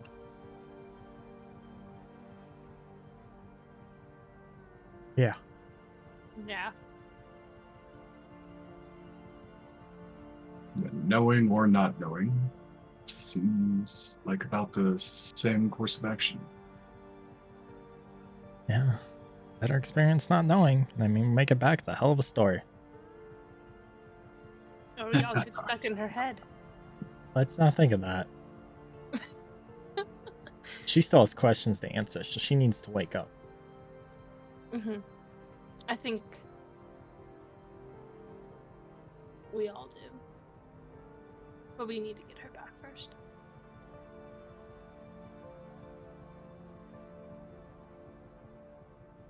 Then, by all means, if you're ready, go ahead and take a bed.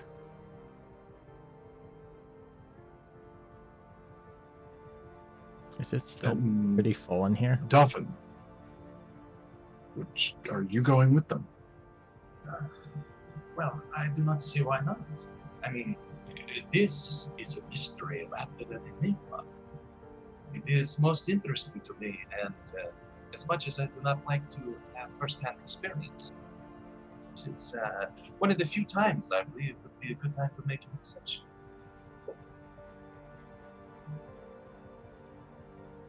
Then, prepare yourselves. Anything you would like to do, or think, or pray, now's the time. Is anybody doing anything before they lay down on the mat or on the bed and kind of allow this to begin? Can I pull the hospital attendee aside somewhere? Yeah, definitely. Like behind a curtain, nobody can hear, kind of thing. Sure, there's not really curtains, but there's a bunch of foliage that seems to be growing like medicinal plants that they use. But yeah, you can easily kind of like tuck around like a pillar or some foliage. This might sound a little odd here, but I've got a medical need that I was wondering if you could help me out. What's the nature of this need? I lost a dear friend of mine recently, and they've run off. I assume maybe to get some medical help. It's hard to say, but they were bleeding awfully bad, and I feel like if I could just catch up to them and had some reserves, maybe some of the good O negative stuff. I mean, like an O negative kind of flavor, taste, type, that we could just a few bags maybe that I could, like as a to go kind of, just to take with us, as it were. Do you need some transportable blood? For my friend, of course.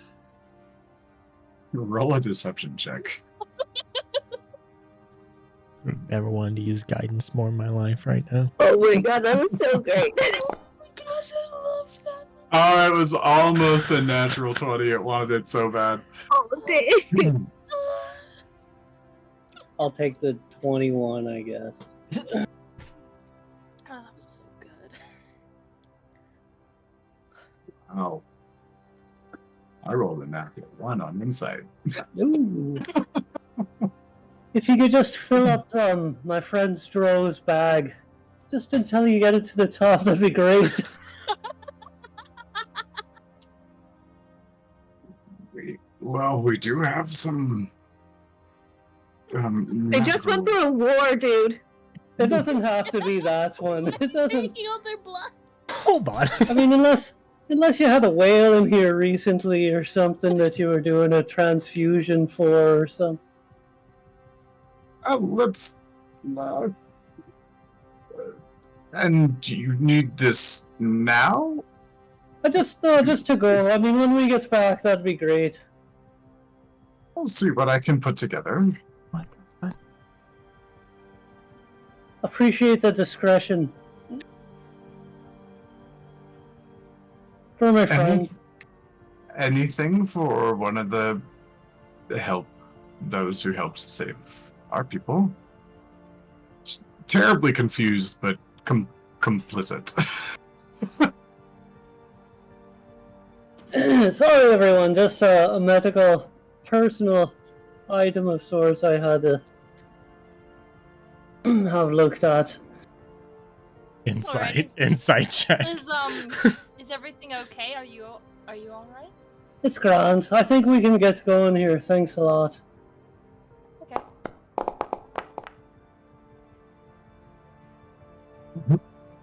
That's super scary. Yep, Seamus, are you still trying to deceive your friends? Sounds like, so go ahead and give me a deception check as you come back as well. I think it barely beats me.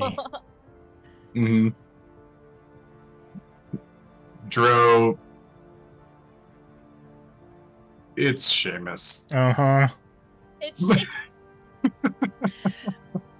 If that Sure fishman as the walks sun up, rises and sets. if that fishman walks up to me and tries to put blood in the bag, Okay. So you all lay down onto the tables. can Professors come over and begin to. I do one thing before? Yep. Dro's walking over to Yaslin. The item I gave you to hold on to. The bolt. Can I have that back? Jasmine looks at him kind of curiously. Is there a reason? Do you know where this came from? I have an idea.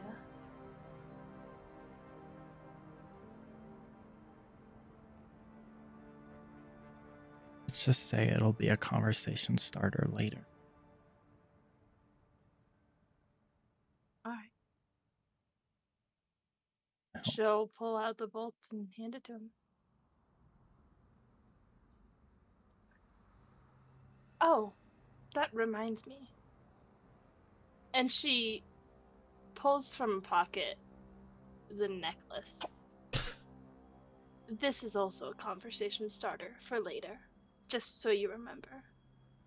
Yeah. Back. Yeah. Mhm. He's just gonna get the nearest bed to wherever he is. Okay. You'll go I'm lay gonna- down. Go ahead. Is there can we just take the floor? Find a wall? That's kind that of we what can I was just- thinking. Because I'm I don't really want a bed. Not that fancy. It's Also, not just- really my style either. I'll just floor people. Plus the Well, engine you're I'll coming lay, out. I'll lay on the floor around me.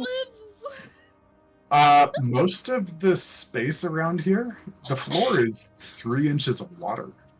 Oh, Just- Standing water that you guys have all been kind of sloshing around in as you're in this room. Joe would be fine with that. I feel just- to a degree. Yaslin just has steam around her.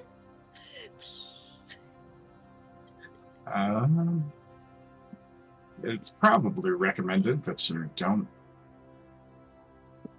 submerge your body and make it cold while you're Alright, yeah, I'll take a bit then. in this. I mean, you can do what you like. We won't stop you, but it's a little less than recommended. I'll get in bed. Children. Hey, you're asleep. Wow. Yeah, you're one to talk right now, Miss Sleeping Beauty. Someone had to take a long nap. Okay.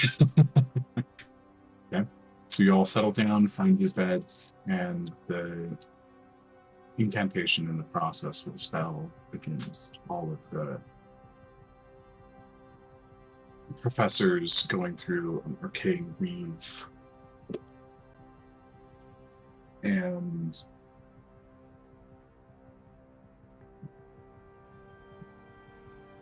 they grab a bit of fine sand with little black speckles and toss it over each one of your eyes.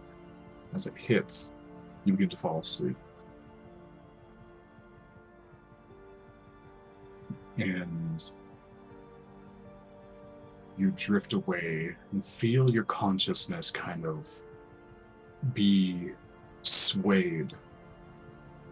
Almost like being in a wave of sorts that controls your body weight without you doing it yourself. Hey, You Morgan. all transfer and land in the same space of consciousness, kind of like your physical body no longer connecting with the surroundings, and instead beginning to understand the surroundings of you. Yes, what's up? I'm gonna assume since with Dro he can't be put to sleep because of magic. Does this bypass that? It's a willing, since you're willing, this is like Okay. a transference of consciousness. Okay. I just wanted to double check on that. I also think whatever professor's putting me to sleep, I look at them and I quietly say, it's unlikely to happen, but in case my body starts doing things on its own, I need you to wake me up.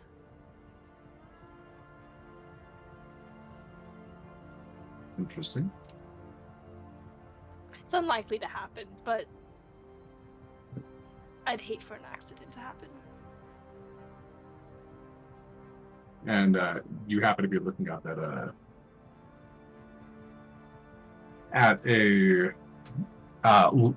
an elephant type person with kind of like long flowy robes and a lot of bottles like around their waist, an open book. Like, do you need to be restrained? I think probably not restrained. That might make things worse.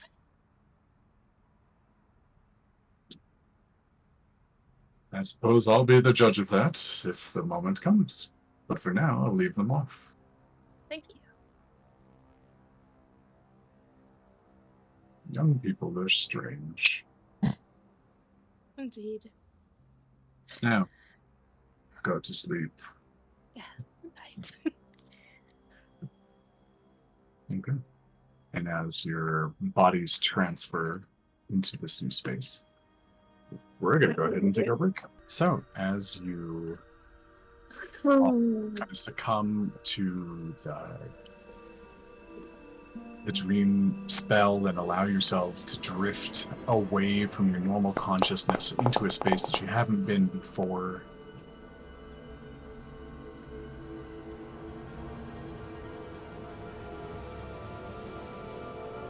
you all arrive in...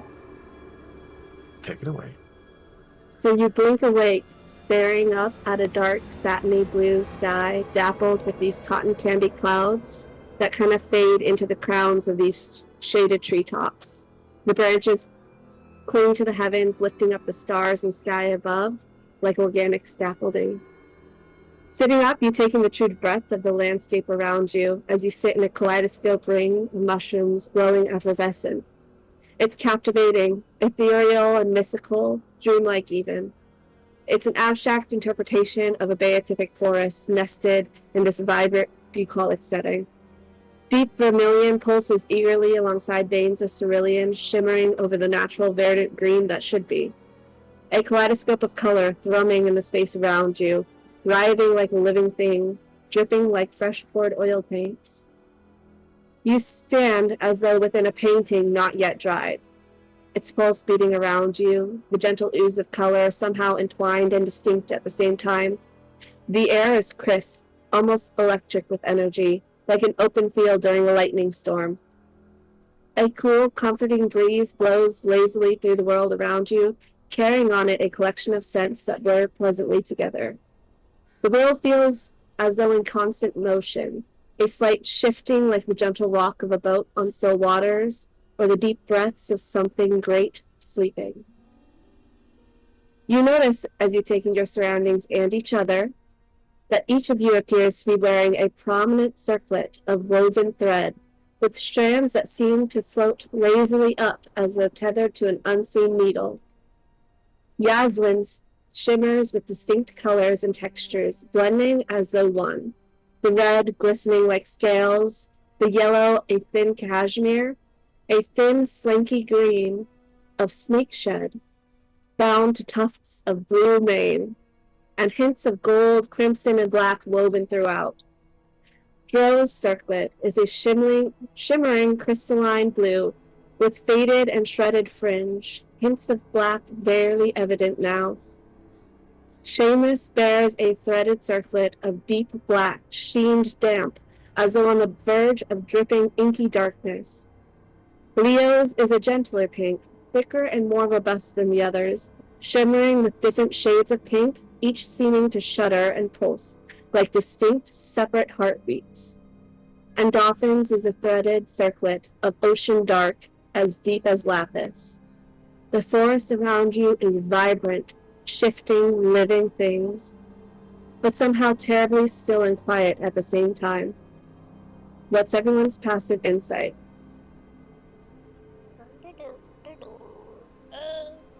Insight? 15.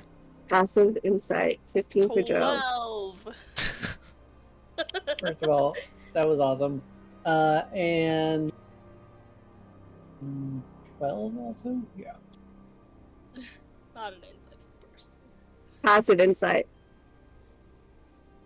Leo's is 12. But yeah, Excuse no, me, that's 11. not fine. It 11 for not- Leo. 9. You have 9, Dolphin?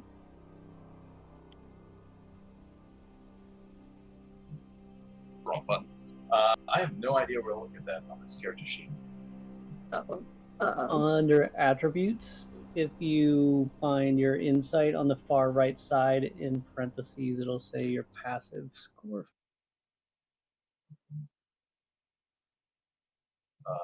14. Okay. Interesting. Okay, that's it.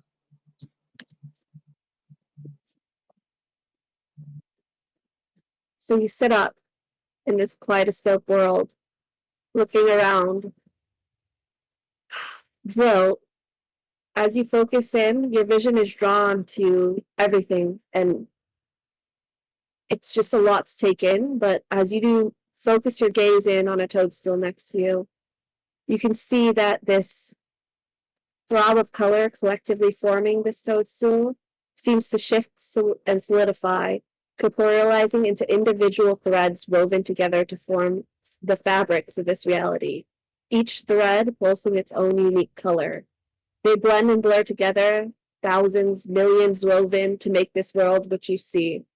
And as you focus on this distinct piece of this world, you can see the exact rainbow shutter before you, your vision catching on at least 4 distinct threads among the masses, more vibrant and heavy, lingering on the surface longer than the others. You can almost reach out and touch these threads. There's one purple with flashes of white, one blood red with sparks and flashes, a lazurite blue, and a shimmering white. And you guys can all see Dro kind of drawn to looking at this toadstool.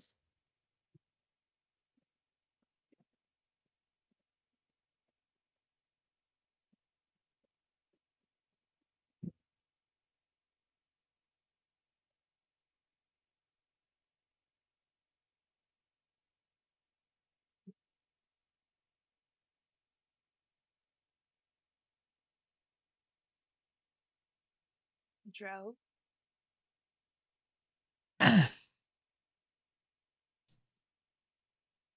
So, Yes. in my clarification, I'm staring at this, but is it like I'm fully like? Do I hear Yaslin say Dro? You can hear him. Okay. It's just you notice this more Okay. clearly than the others do. I'm looking up at him.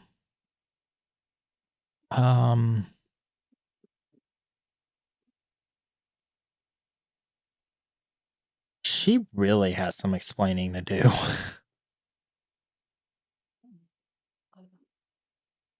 This First. this is just I don't even know.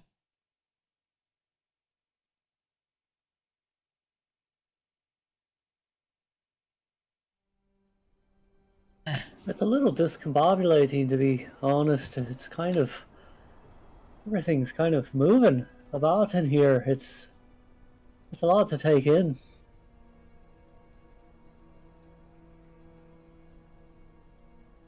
Gotham, what do you think of this?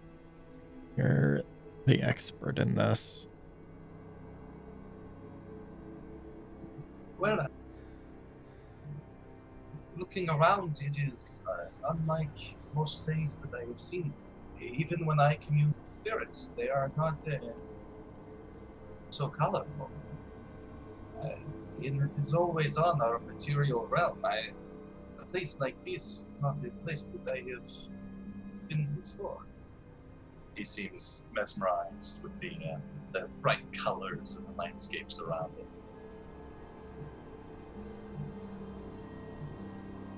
It's honestly been a while since I've seen colors like this. And you said Dro could distinguish 4 threads that kind of stick out more than others. Mm-hmm. And as a point of clarity, everything here, as you kind of take a closer look at it, a tree, a stream of water, a flower, a rock, they're all composed out of different threads, weaving and texturizing, mimicking the things that you might see inside of a forest, but they're vibrant and whimsical with different textures. Do we see the thread that's coming from our circuit? You can see each other's. Yeah.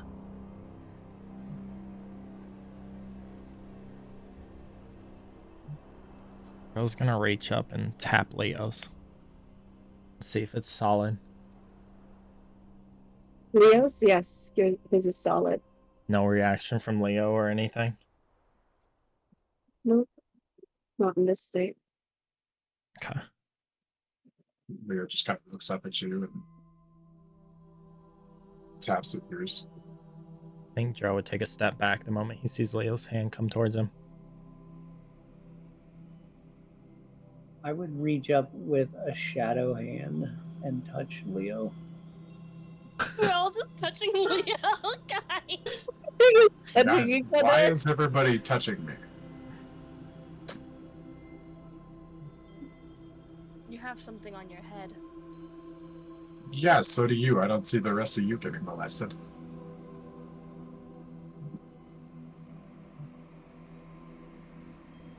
I guess they started with the touching, and I also wanted to check.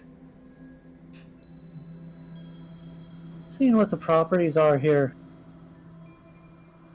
Was I able to cast a shadowy mage hand? Mm-hmm.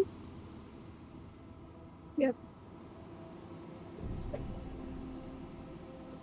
I've got at least some of my powers in here, but I don't know what all the rules are. I'm not used to having a thread for one, and I'm not used to having the ground shifting like this. Wild animals appearing in and out.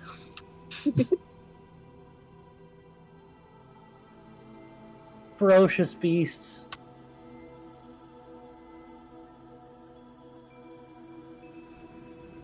Dolphin is going to jump just up.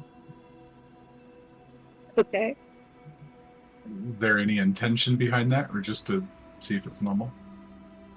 It's experimentation time, you know. A guy who likes knowledge wants to figure out what's up with different place.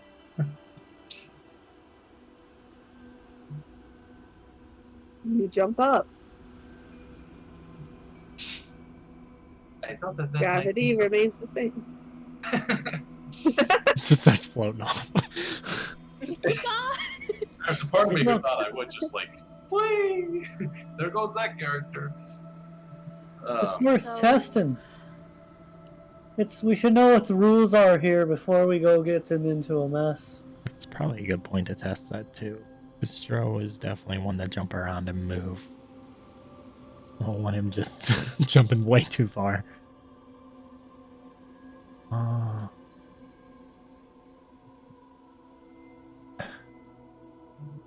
Dolphin is going to go ahead and bend down, and he's going to start pulling at the threads of the ground near him.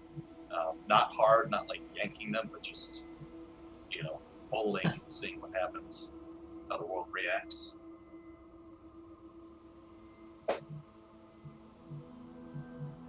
Roll a d4. Oh, Jesus. Boy, oh boy. Pull up dice on this. Oh, here it is. It's on the right side.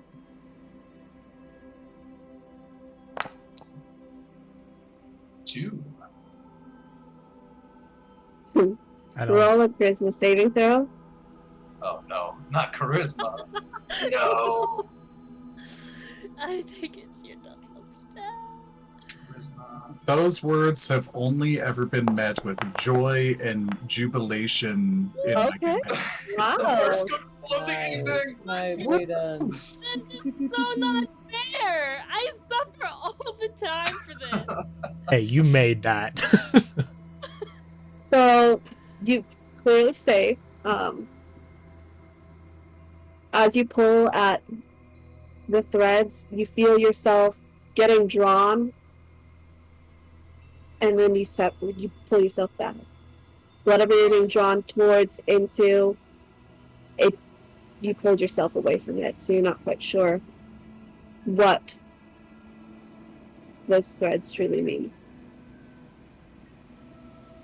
The Dolphin is going to stand up and turn to the rest of the party. And then he's going to look down back at the ground.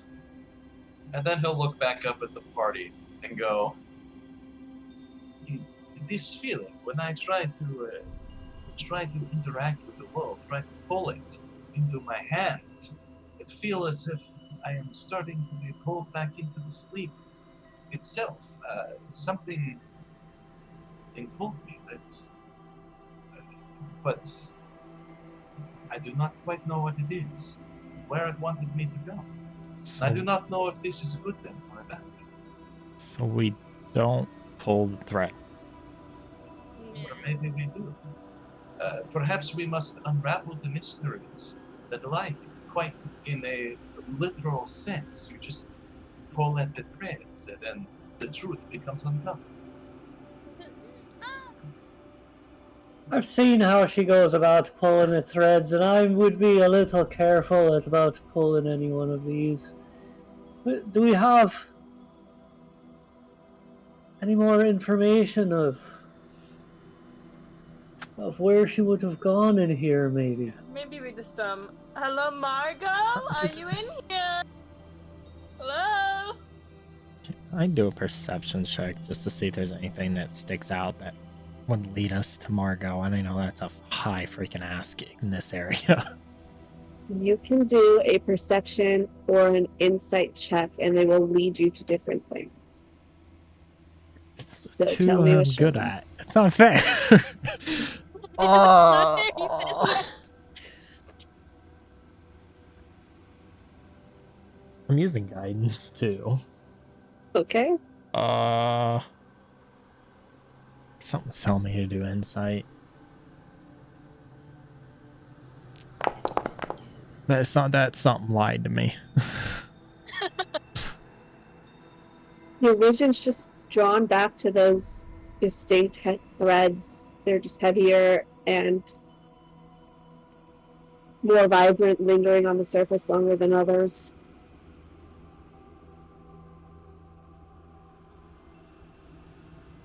Just want to touch it, but I know it's a bad idea. I mean, we could like hold you, and you like. Are we like each physical, like solid people? Yeah, you can physically interact. You can touch Nothing in Leo a just D&D fine. Nothing in a D&D game has ever gone wrong by, I want to touch it, but I know I shouldn't. Ask Pinky that. Hey! Listen. I can't help it. I don't have anything. What are you gonna do? What's on your mind, Dro? Why is she gonna torture us when she's asleep? Because it's her dream world. You know what? Let's just She let the dice likes decide. the outdoors. Did you tell us about these weird mushroom strings, Dro? No. I think he's just taking in everything. I think because that's when he hit Leo's thing. Yeah. I think seeing what Dolphin just dealt with, I think Dro would point out the 4 that stick out a little more. His concern on messing with it or not. I mean, we could certainly play Russian roulette.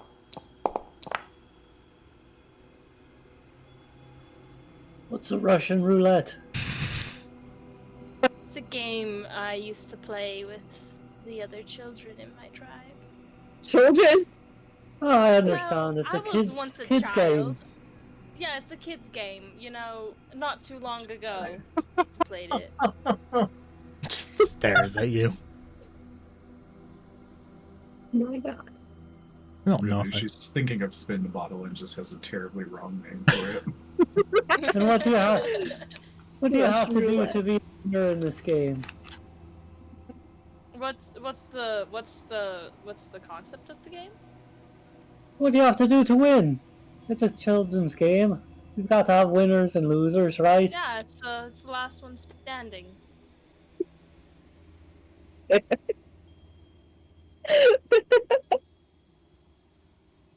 She said that so confidently. Oh. You didn't have such games where you came from?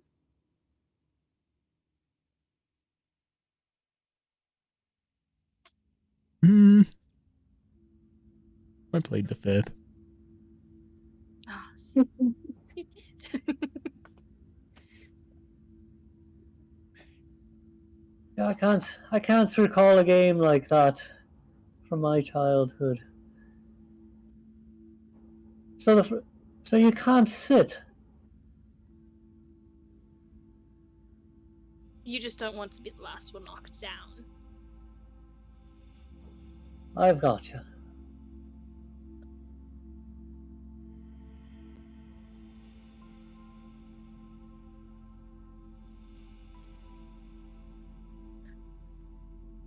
So, I suppose while we're just kind of stuck here, Yaslin will look around to see if she finds a path, a trail, a sign.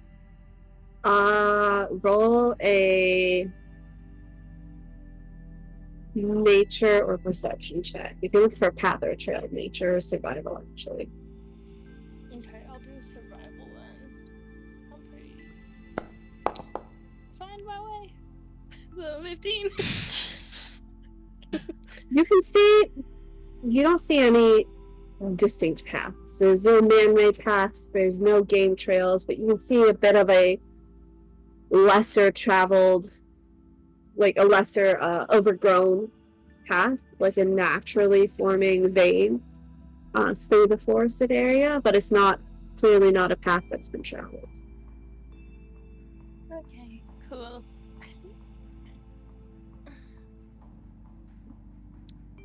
I think there might be a sort of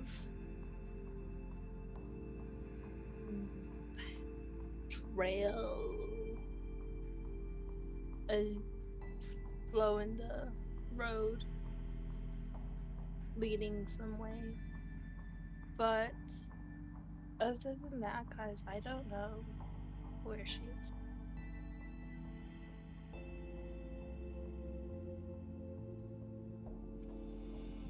Control with your passive insight as you're sitting there contemplating your choices. Just staring at it. Staring at a toadstool, you're suddenly pulled out of yourself. You feel your breath rasping. You feel yourself running, and you notice, looking down, you see white silver hair flash in front of your face as you're climbing this cliff, and you can see Margo's hands scrambling up this cliff face, and then you come back to yourself.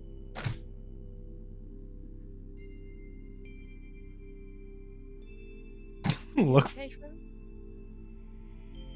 I think she's climbing a mountain. Don't ask how I know, because I don't know. Hey, well, do we see any mountains around here? Or a cliff or Right, something. Not from where we are. Jeez. Could I make out like she was trying to get away? All you saw was like hands scrambling up a rocky side, little cut, bruise, fingernails bloody and dirty. Like she's trying to do it quickly? Yeah, scrabbling up a rocky side. There's no way to tell how large it was. How it was Right. too quick. So I think she's being chased. So whatever we're gonna do, we should just start walking. Because I have a Alright. feeling there's whatever's behind her. If she's running from it, that's a problem. Yeah, alright. Should we just start heading through the strange trail that I found? It's as Trail, good as not any trail. other. Alright, I think that's the way to go. okay. Just keeping a lookout the whole time for any cliff, mountain, anything, because she could have been scaling.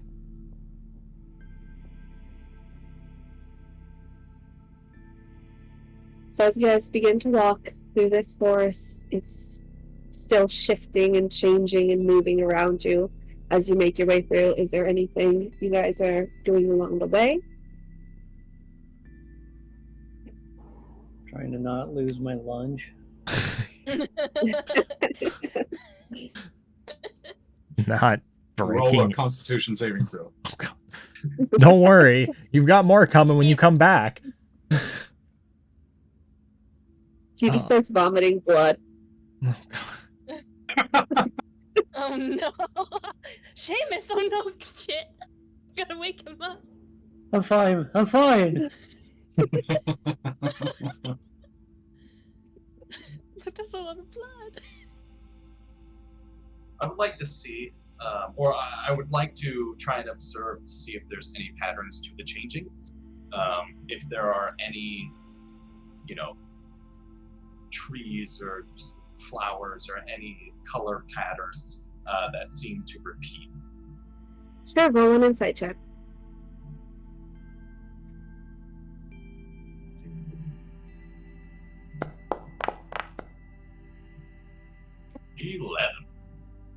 It's hard to make out.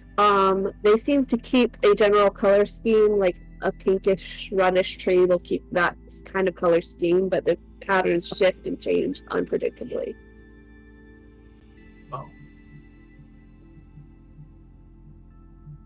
I suppose the other thing I would like to look at is the nature of this place.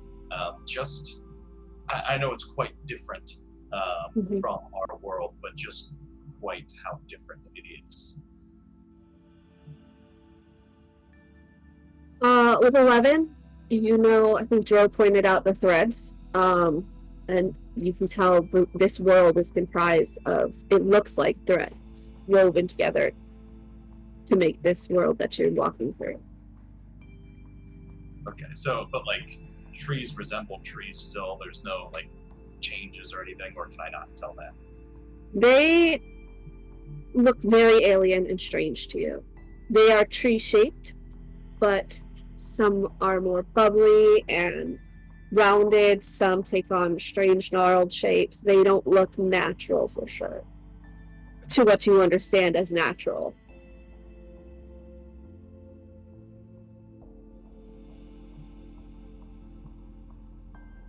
Is this what it's like when the rest of you are dreaming?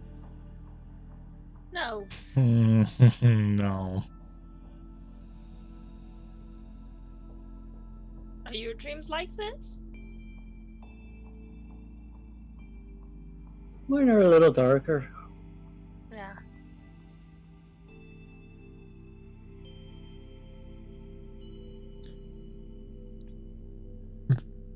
Is there water near? Like a stream, a river, anything? Yeah, there's a small brook. It's made up of yarn too. It looks like water flowing. You can investigate it if you'd like. Okay. I think Jarl would walk up and just kind of take a peek. I don't think he would touch it yet.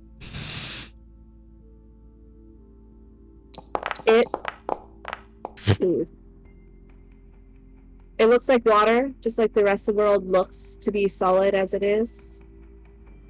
But upon close investigation, who knows? He's so skeptical of all of this.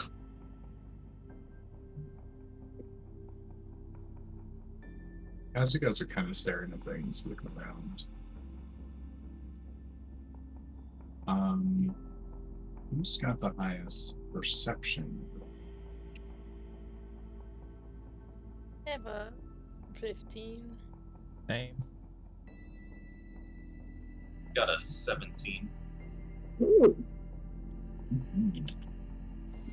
Well, Dolphin, you notice kind of like a vaguely humanoid shape, pretty well see-through, kind of grayish, undefined, almost like a shadowy form, with an arm out grabbing one of these lines, kind of like flowing down a tree and up the trail, like, off and into the forest, and like almost like they're being dragged along one of these threads. Dolphin is going to stop in his tracks, and he'll just turn his head and go,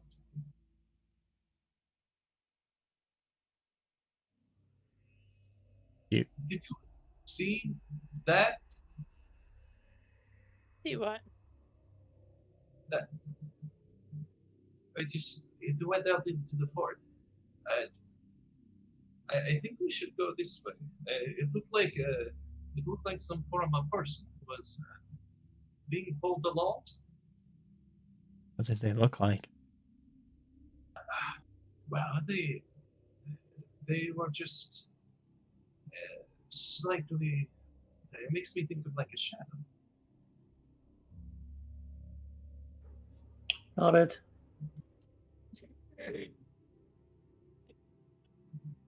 And as you guys kind of look around for it, it doesn't take very long before you see another one zip down in a different direction. All in about the same pose of like grabbing under the thread, kind of zip lining down to where it goes. How close are They they? show up not close at all, Okay. and show up in different directions. Going different directions, going in different angles, slightly different sizes. Speeds. This might be some form of strange theory, but if Margo is the Dream Weaver, then perhaps these things, if they are not her, they are attempting to break the weave itself. but that is just a theory. I could be wrong. All of us have these weird threads over our heads. Looking at the world around us, Mhm. do any of them seem to give off a Margo vibe? What is, Roll a perception or insight check. what is a Margo vibe? What I would is- love to hear Yeah, that. what is Margo vibe? Secrets and know. snooping. Do Personal any of space is these, not like- there.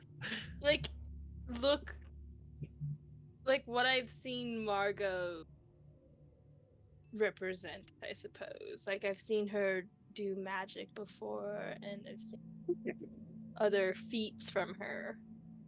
Are any of them twisted up with any of the others in ways that they shouldn't have been because they were out whipping their Any of ropes them around in more places that maybe they shouldn't be whipping Yeah, their maybe ropes some of around them enough? snooping where they shouldn't be.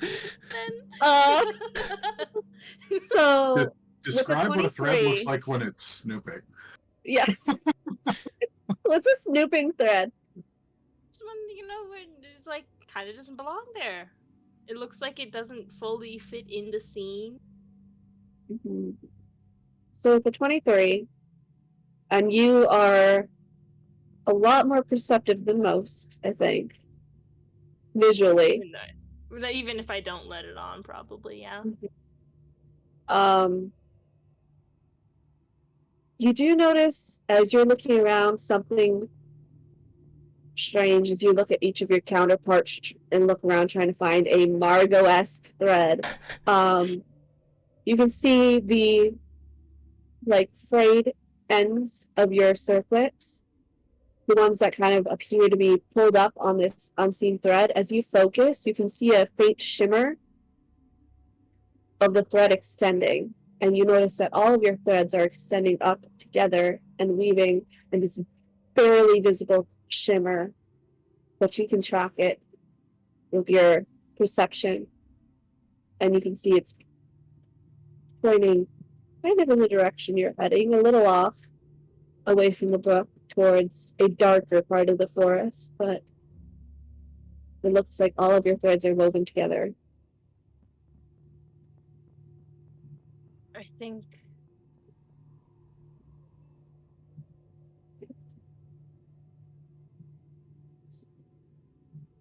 we're meant to go in that direction. I'm gonna share with the class how you know that. It's weird. If you look at all of our threads, they're all connected. Just looks up. But it's not just willy-nilly. It seems like they're all going towards a certain area, and that's that darker place over there. Of course she'd be in the dark spot. Yeah, and I think if what you're saying is accurate and that she's running from something, we might want to hurry.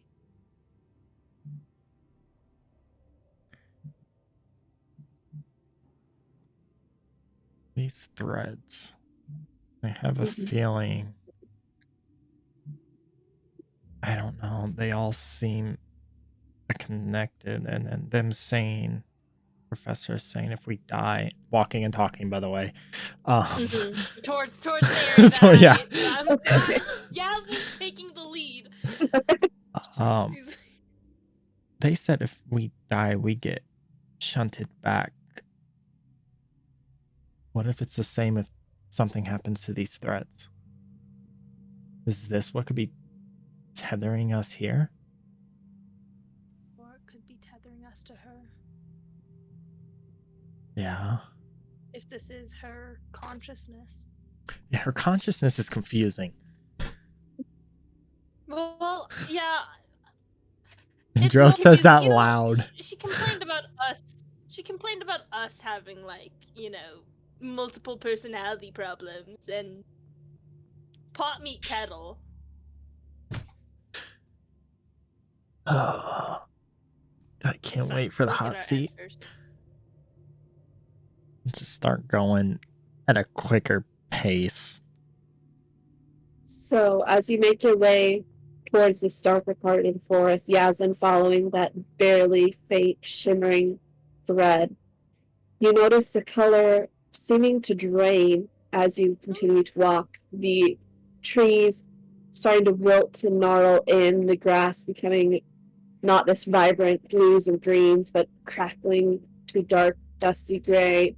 And you can see as you continue to walk, crags and deep crevasses, and the world around you just seems to lose its power. Hmm.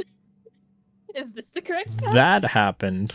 I think Dro's gonna Yay. do something he hasn't been able to do yet, and close his eyes and use his what the hell is it called? Divine sense. Oh. Okay. That's what aberrations, fey, fiends, celestials, undead. Detect good and evil, blah blah blah blah. Celestials, Detect fiends, good and and evil. undeads within 60 feet. Celestial fiends. No. Nothing.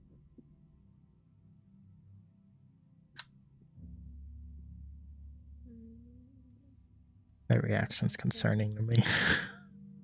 I don't like this. My head is on a swivel now. That the color that we saw is gone, pretty much.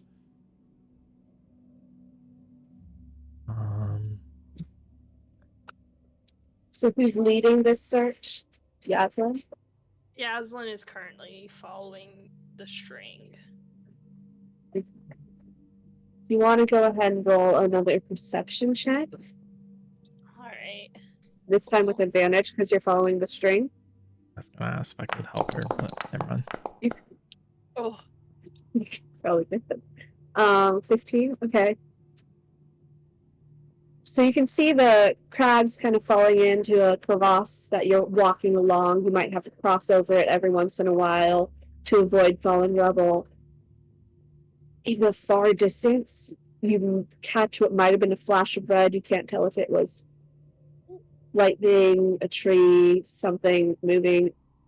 Can't really tell.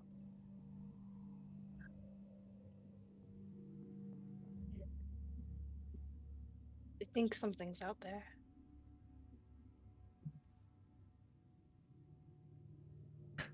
That doesn't surprise me. Did it look like it was on a higher elevation than us at all? Or just It looked further like away? between crags, far away. Okay. Dro. You hear echoed in your head just a cry of pain, and then you're back to yourself. Why the fuck are you in my head again? You're the highest passive insight.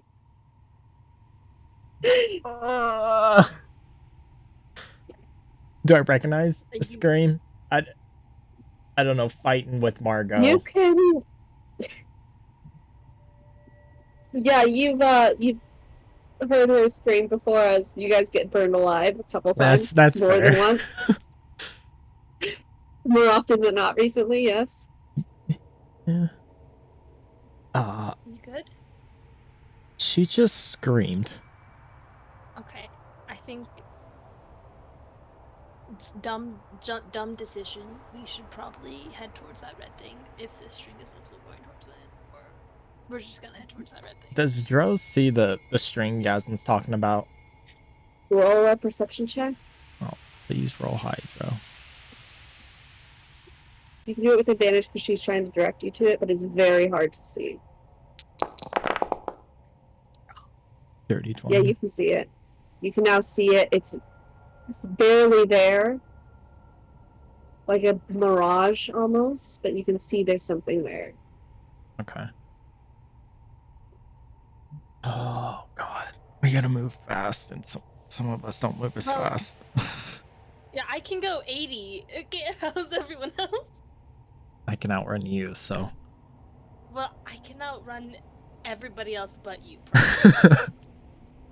Actually, I think Seamus can go pretty. Seamus, you can go pretty fast. Right? Yeah, and with that, I will take off running towards it. And All right, cool. bonus action dash, and then dash. So I think we're all just like dashing.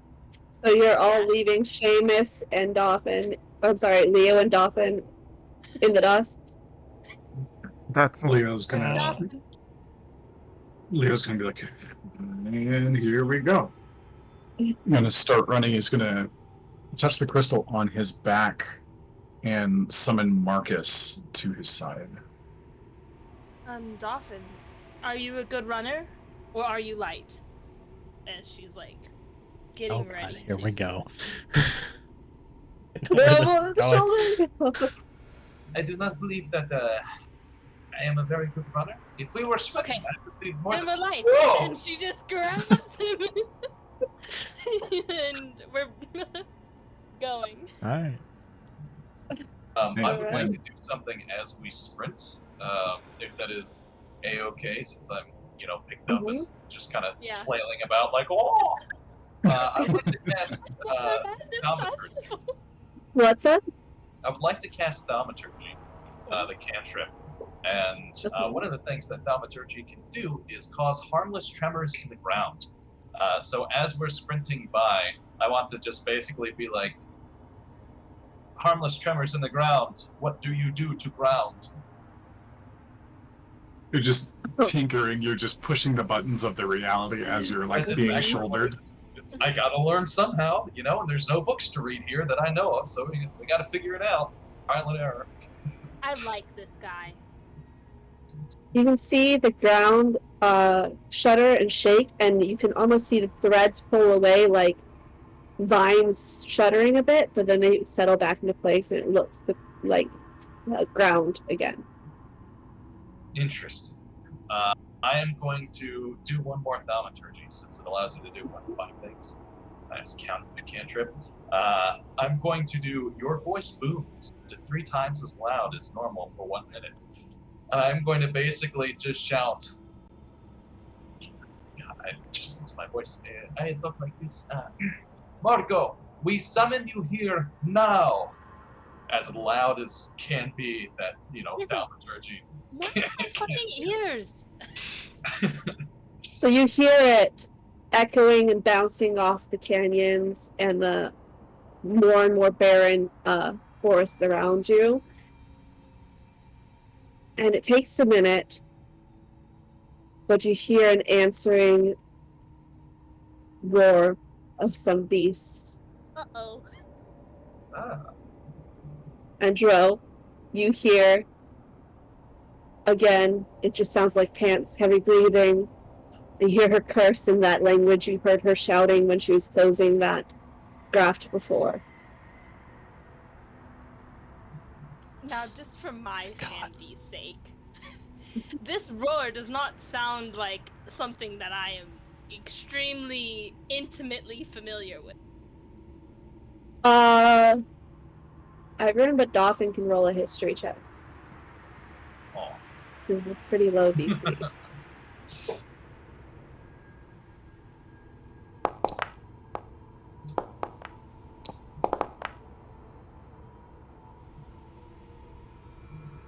Fifteen, 16, You 17. all have heard this cry before.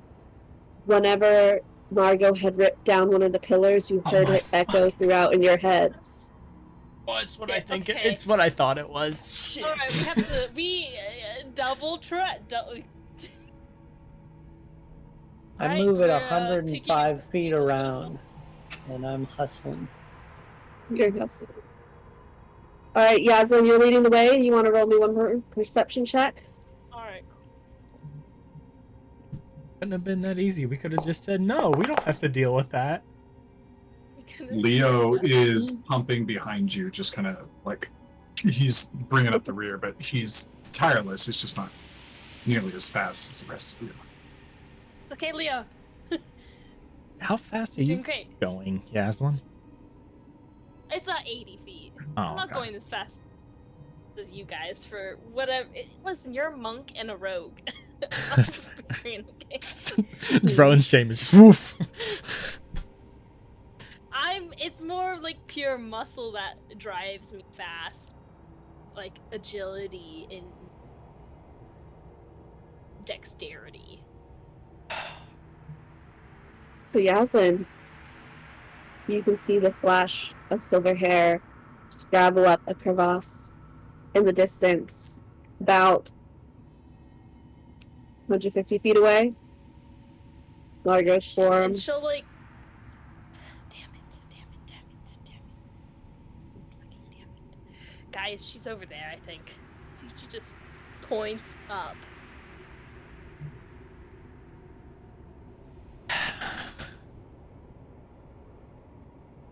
Any of you good at climbing? I would just run up. Yeah. Yaslin, like, as they're getting closer, is like, alright, you have 2 good feet. I know you're not great at running, but not. She, like, gives him, like, she drops Dolphin down so he can kind of start running and, like, gives him a push, and then he's running on his own.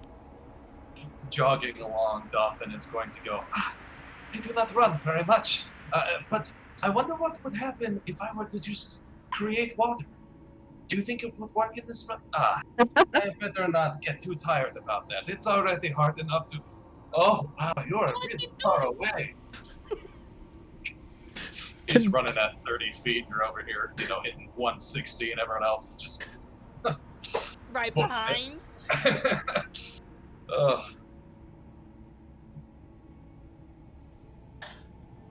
So as you're running up, you can see she slides down the other side of the crevasse towards you guys, coming to meet you. Oh, she sees us? And she's running. She's just trying to climb over the crevasse. She doesn't see you yet, actually. Okay, well, I'm just gonna scream. I can't roll. I can't roll to see if she sees you. Can you add my token to the page?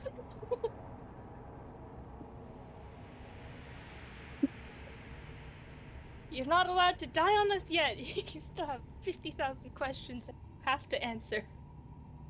Let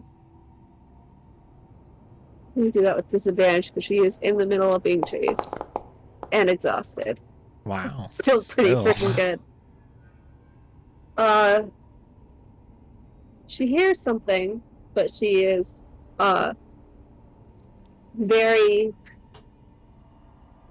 pained. You can tell even from that distance she's battered and bruised and beaten and just exhausted. And looking over her shoulder as she continues to scrabble down the path towards you guys. How far? So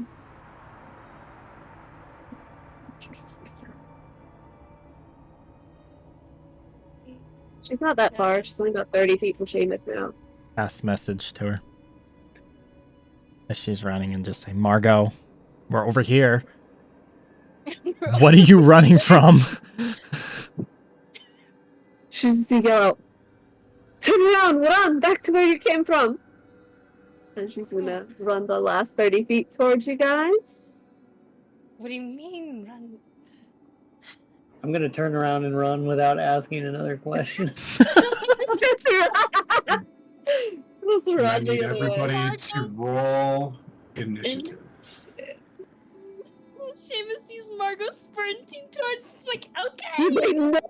we got her, now we're gone.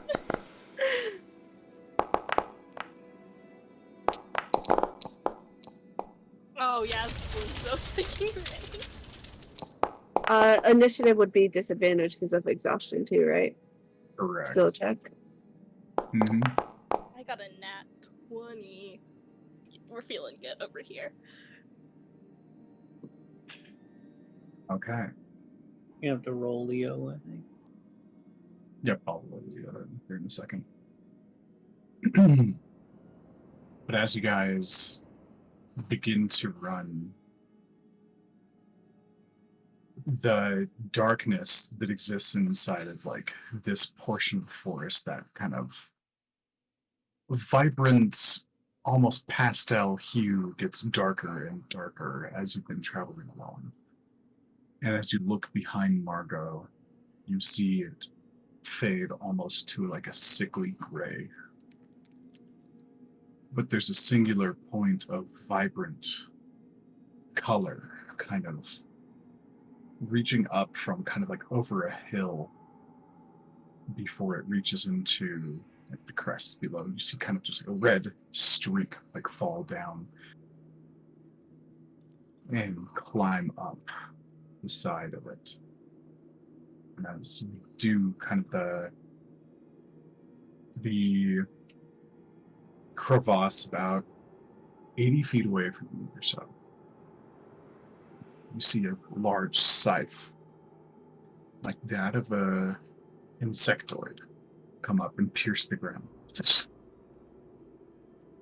And where you see kind of a dullish gray, it just sucks into black.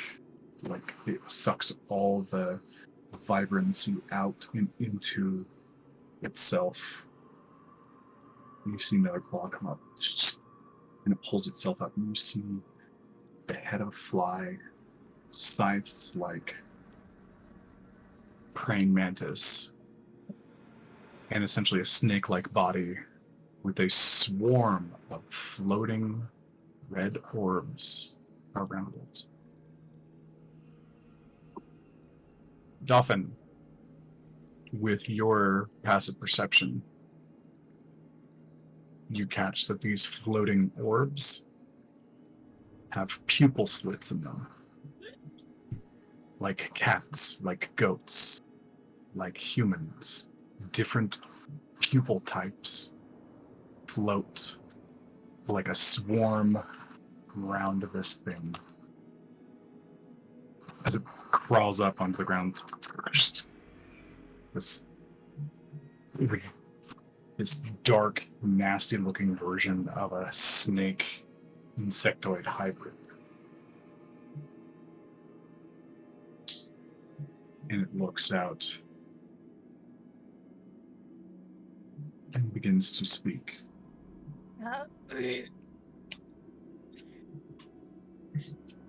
And it reaches out to all of you telepathically in your native language. She is mad. She is mad.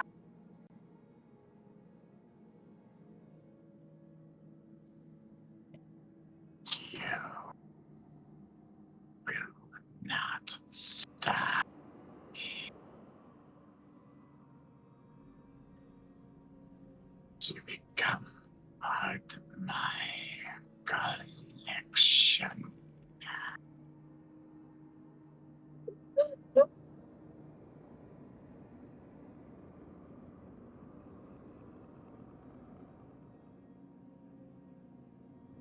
So,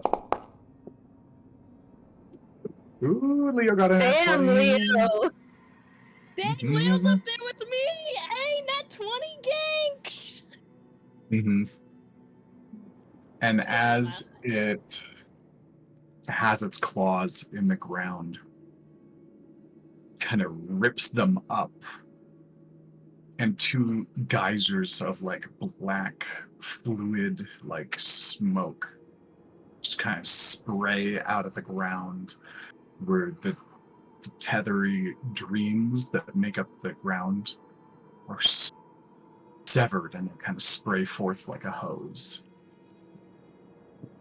And you see two wispy figures kind of like come up, several pinkish red eyes on like a black smoky cloud, and a large smiling maw emerge as it summons a couple of friends.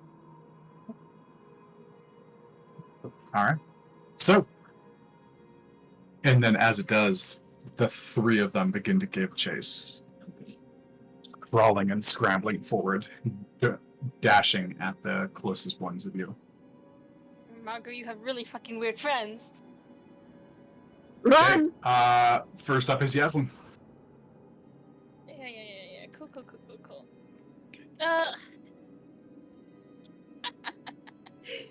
Awesome. I think, given the fact that we are going to run, I am also up first, though. So, the way we came. Which way is the way we came? Is it this way or is it over here? I'm a little confused. It's Personally, a with a little clarity. To just kind of just back. So as you witness him like pierce the ground and like rip them out in these kind of like balls of smoky grin emerge from them, the kind of ethereal, manipulative nature of the space stops and solidifies. And you no longer have the world shifting around, like the world stops from fear. Nice. Great. And essentially, your minigame is survive long enough to get back to kind of the ring of toadstools that you began in.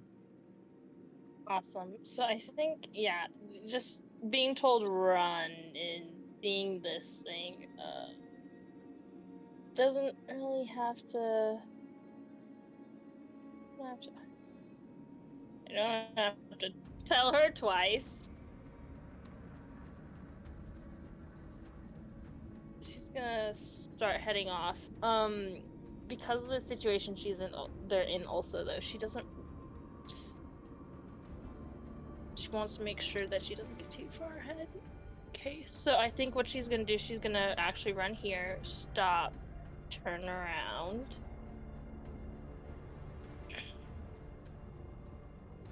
She's gonna bonus action, shift.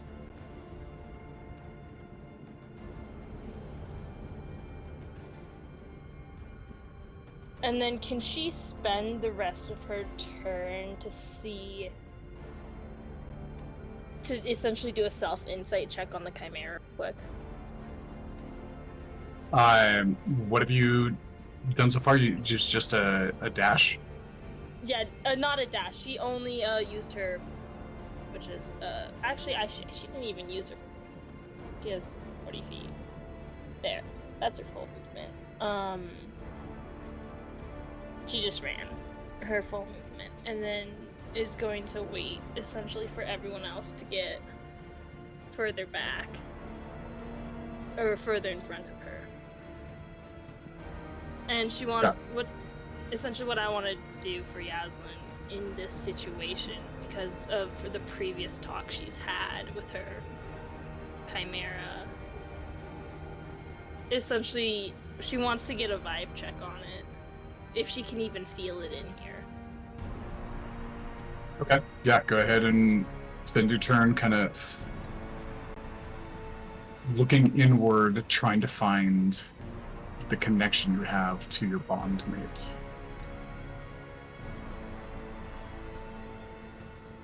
Okay. Oh, And that's a charisma saving throw. Oh, it's a charisma saving throw? That's nice. We'll just ignore that.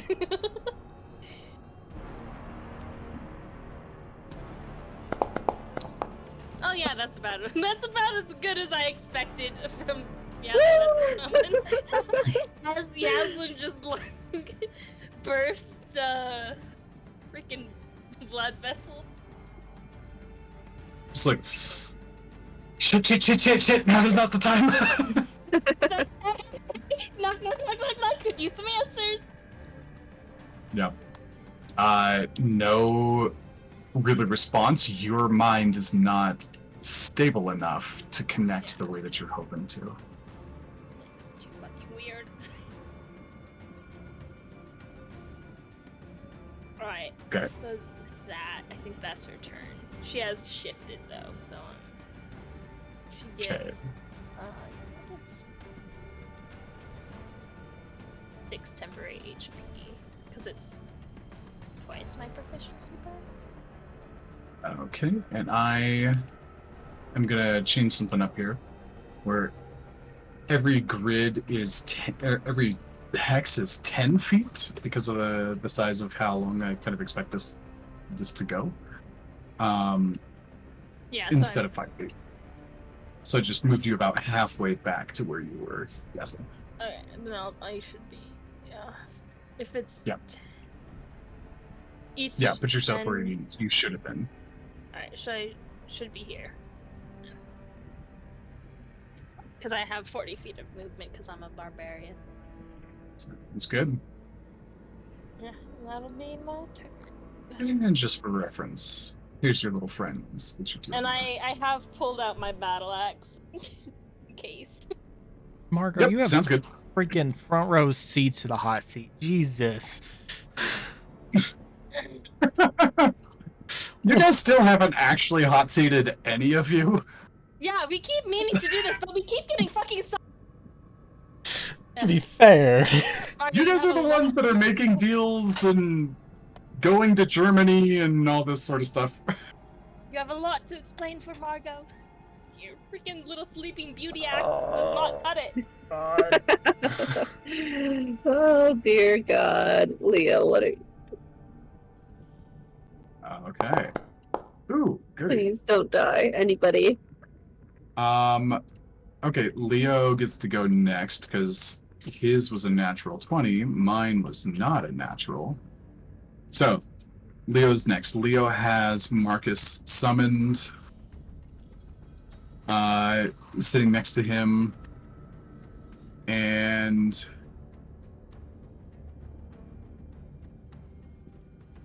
he's gonna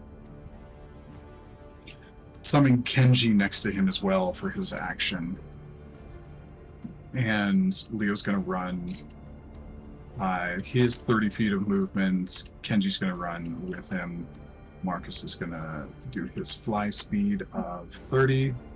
Oh, he's got 40. He's gonna go about 10 feet in the air. So Leo is just moving. He draws his sword and kind of gets ready for things. Okay. My first little spectral guy, and as you like see these things come up, like they kind of shiver awake, and like as they kind of begin, they like reach down, like they take a bite out of the threads in the ground beneath them, slurping them up, almost like a crocodile does to like ripped flesh. As it eats some of the dreams, some of the eyes on its face just light up. There's like little versions of like skulls falling off of them.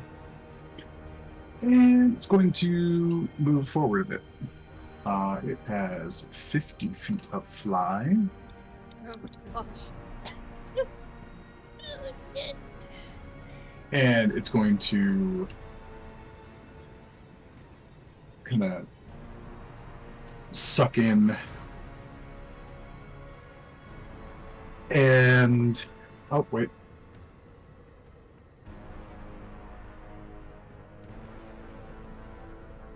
sorry, No, you're not. very strange. Sorry, the details on this attack are non-specific. So never mind. I'm not going to do that because let's see here. Yep. Nope. It doesn't have the ability to do so. So it's going to dash forward and basically be right on Margo's tail, and that'll be its turn. Dro, you are up. This bridge down here, is it look sturdy enough to run across? It looks like it's made out of dream threads. Oh, fucking. How far of a gap is the. Between 30 and 20 feet. But maybe 10 feet at the smallest, maybe 40 feet at the widest.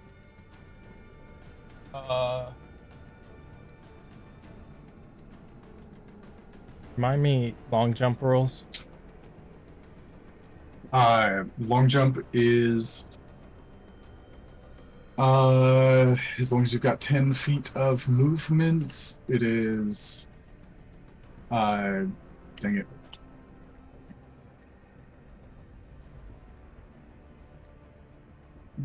But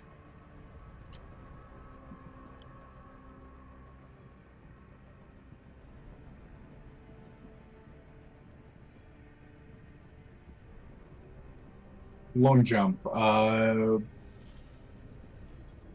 You can cover the number of feet equal to your strength score if you move 10 feet before your jump.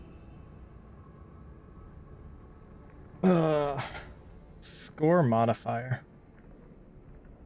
Score. So I have an 8. Mm-hmm.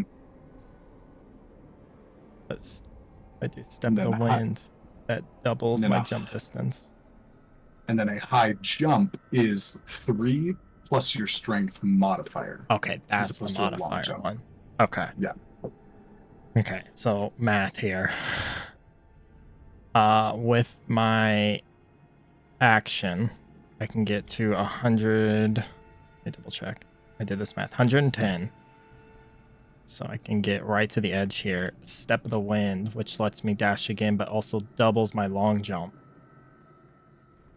So could I get over to the side where Yaslin is?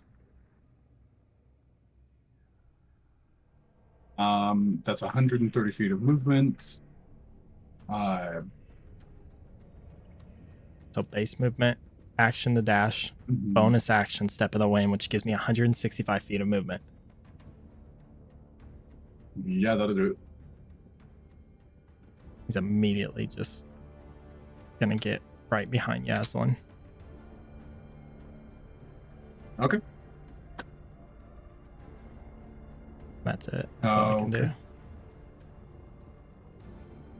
All right. I think this is the first time I used a key point that I started. It was just only worth 1 instead of 2, like pass without a trace. Okay. The fiery centipede and kind of like red centipede and their body has all these glowing eyes about it, but everywhere that it should be shaded, it just turns to like a pure blackness. It's almost like looking at something 2D as it moves.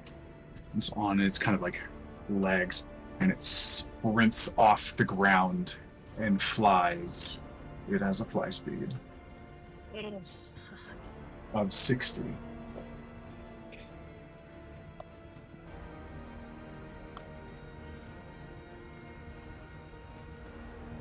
And it's going to use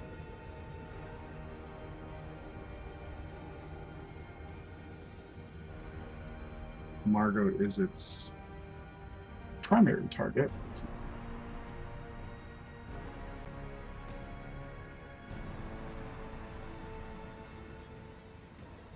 No, actually, it's going to drop an ability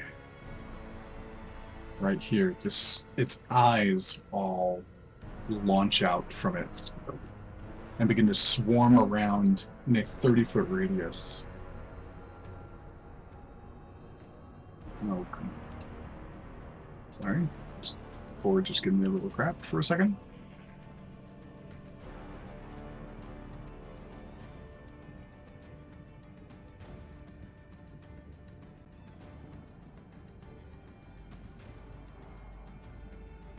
And the eyes are going to swirl around, and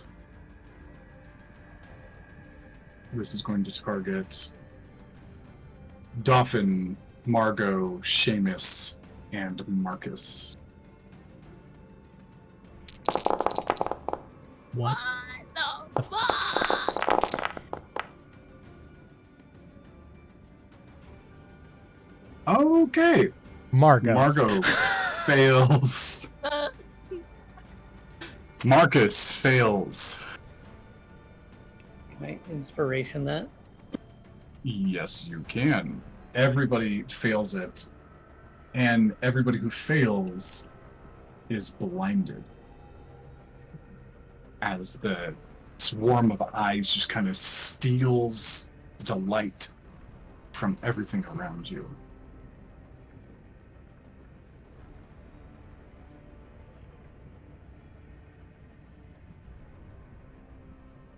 Oh, hold on, pardon me. No, that's right. Okay. Seamus. Okay, I'm gonna return the damage, you will take 16 points of damage, and you are not. Dolphin, since you're beginning the campaign here, you have a point of inspiration to begin with from your lovely studies and being a badass before you joined us today.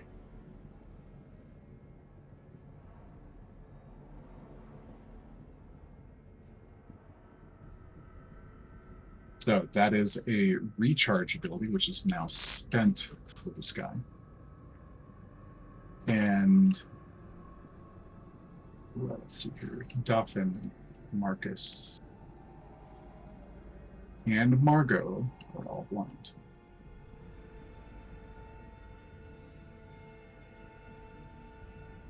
Okay. That'll be his turn. Margo, you are up. Oops, remember that. Oh, damn it.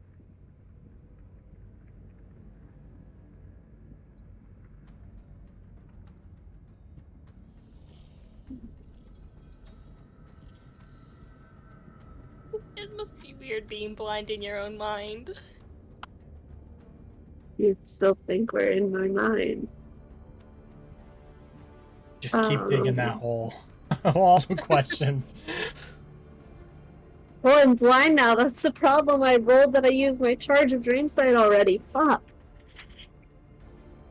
And there's a chasm right there. Mm-hmm. Do you have any ability to undo that? What's it with your sorcery points?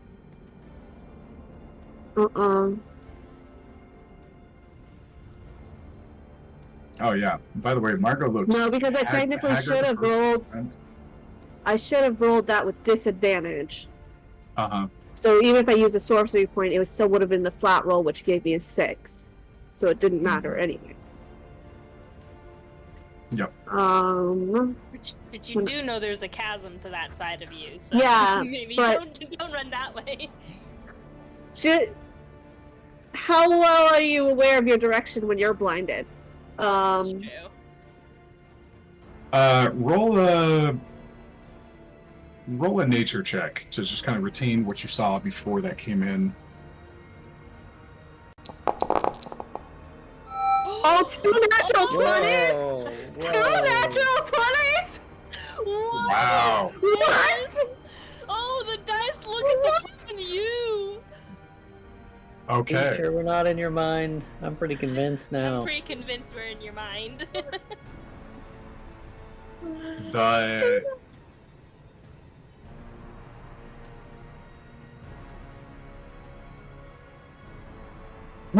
Okay.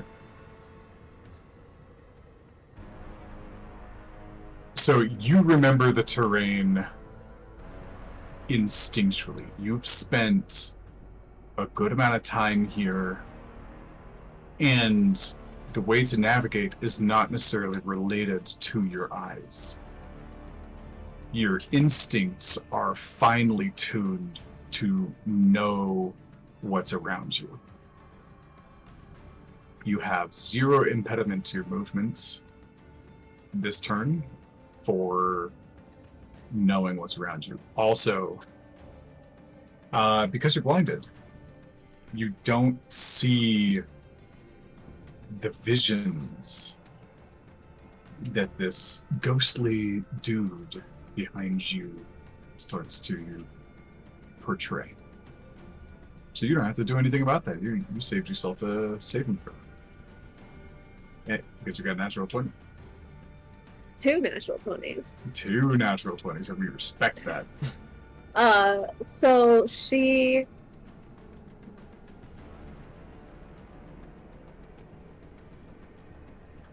is going to follow along that tether that binds them all towards. Oh, you have lost connection to the server. Attempting to reestablish. Do it a second. Oh, great. There we go.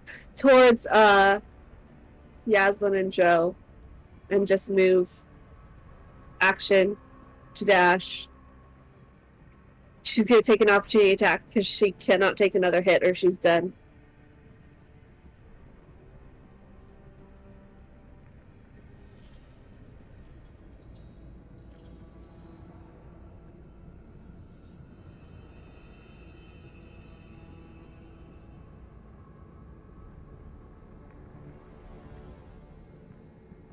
Did I lose you? Did you hear me? I hear Okay. you. Okay. So you thinking to move forward? Are you sorry? Say you're trying to dash without taking an attack of opportunity. No. I said she's going to dash and risk an opportunity attack to get to Yaslin and Dro because she is going to go down if she takes another hit. Okay, my apologies. I thought I heard something else. Okay. Well, in that case, I'm going to pull you back so you're in range. Oh boy, oh boy. She might go down now. Who knows? Yeah, we hope the hopes and prayers are there. Ensnaring shriek. And this is at advantage. Well, nope. I give you a natural 20. So even though you're blinded, you are moving fine. So it is just a straight roll. Does a 19 hit you? Yes, she's a sorcerer. Your shield? I was gonna say, yeah. You do have I shield. don't have shield anymore. Oh wait, no, I can upcast it. Yeah, you can. Yeah. It's like, if there's any time to do it, probably now. Yeah. Time. Yeah. Upcast shield. Okay. So you start running forward, and as you do, you get out of this thing's range. And instead of an outward shriek, it's like a shriek as it sucks in. And you feel your body dragging backwards towards it.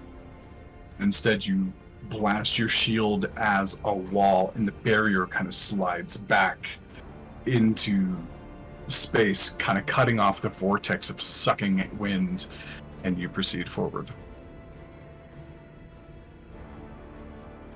Okay. Next is going to be my other guy. He's got 1, 2, 3, 4, 5, 6, 7. He's going to come and do his dash down here and get near Dauphin, but that's his entire turn. And Dauphin, you are up.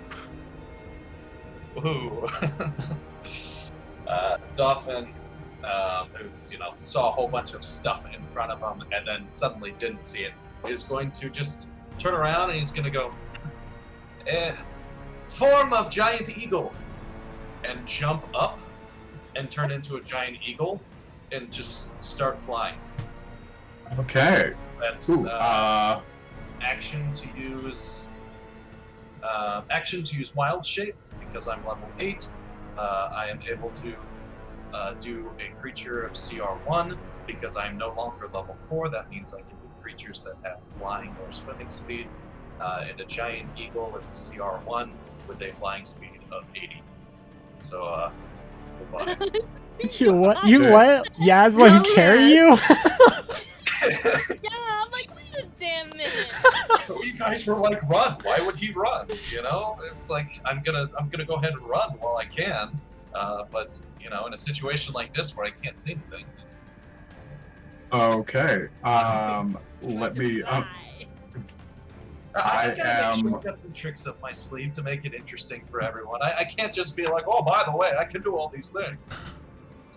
True. Okay, I'm updating your token here. No, it didn't work. Okay.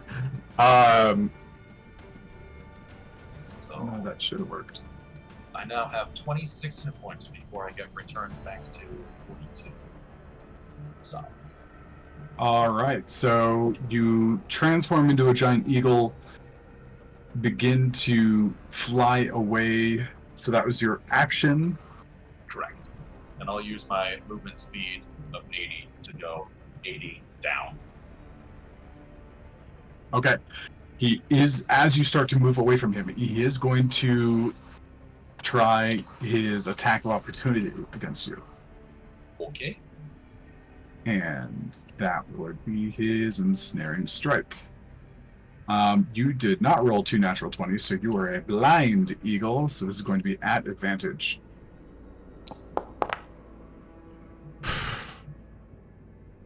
Okay. That is going to hit. That same like inward shrieking bit, just sucking in. Is going. You move a little bit, and then you get yanked backwards. You're going to take.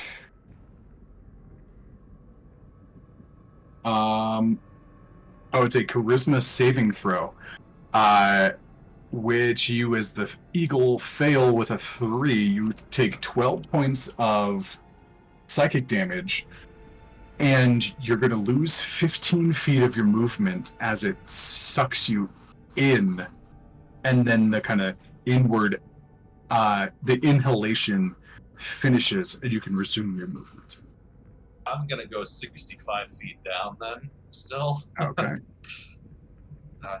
Big bird go caca. Mm-hmm. And give me a nature check. This is the same thing I did for Margo to try and just remember what you saw and navigate successfully. Nature. Mm-hmm. Oh. Woo! Yeah, Birdman knows the natures. He's good. I can fly. Okay. Yeah, you're perfectly good. You navigate without a problem at all. At the end of your turn, Dauphin, please give me a new wisdom saving throw to try to get rid of the status. Margo, you can give me the same. Right, and how do I move? Am I doing this properly? No, I'm not doing it properly. If you control click when you bring that ruler out and hit spacebar, your token will move that distance. Thank you. Mhm. Unfortunately, that goes 65. That's great. Okay, we'll put you 10. We'll put you about 10 feet in the air. Margo, you are still blinded. Dauphin, give me a wisdom save, please. Wisdom saving throw. Huzzah! You are no longer blinded. I can see. Mm-hmm. Okay, and lastly is Seamus, and then we will wrap for the night. Seamus will take a step towards them. And as I do, I'll say, "Can you fight fire with fire in here?" And I will cast fear. Okay. Did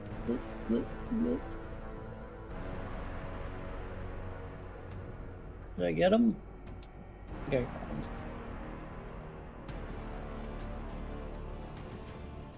Oh, they weren't targeted. Oh, try again.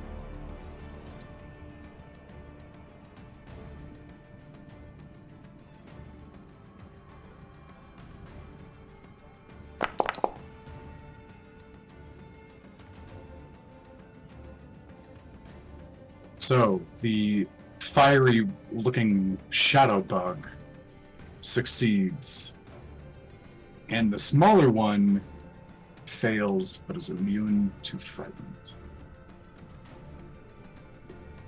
So you cast it out, fear, and you hit both of them, and like just the reverberation coming back from your spell, you immediately understand these are creatures manifest from fear. They don't know how to feel it themselves, and it applies no effect. I kind of had a feeling that was going to be the thing, but here we are, and I'll turn around and run. Sounds good. No need to use your bonus action to disengage because he already used his attack of opportunity. And these are 10 feet thing. That's correct. So I move like 10, I think, total. Mm-hmm.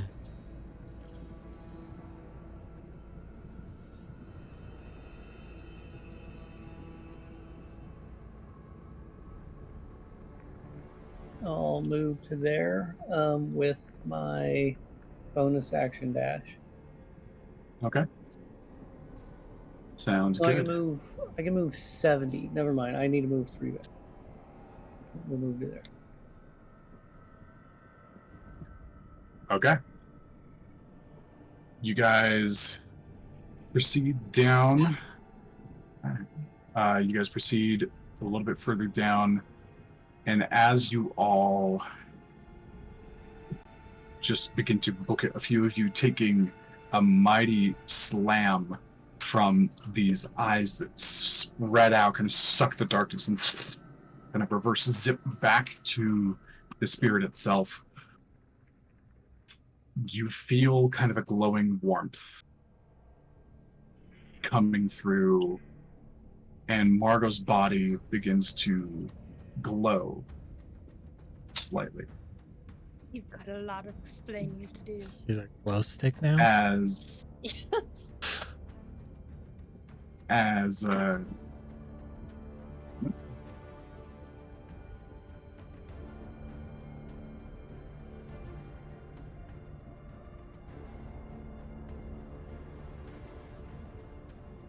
my brain's stopping. What's the basic healing spell?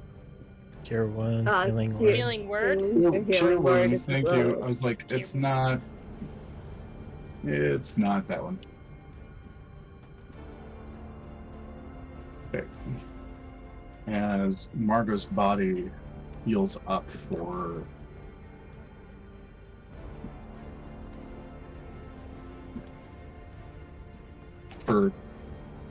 15 points of damage Jeez. That's huge. as her body is healed. Oh, Okay. no. Healed and then knocked out. Wrong one. Joke's on you, she's undead, healing killed her. Just drops next to me and Yasmin. This Just start is- dragging her body. Yes. That's Oh what my I'm about to do anyways. Oh god. Hitch a ride on, yeah. Margo's body begins to glow a little bit, and like some of that darkness and necrotic like crackling that's ripped across her body begins to heal back up and recede.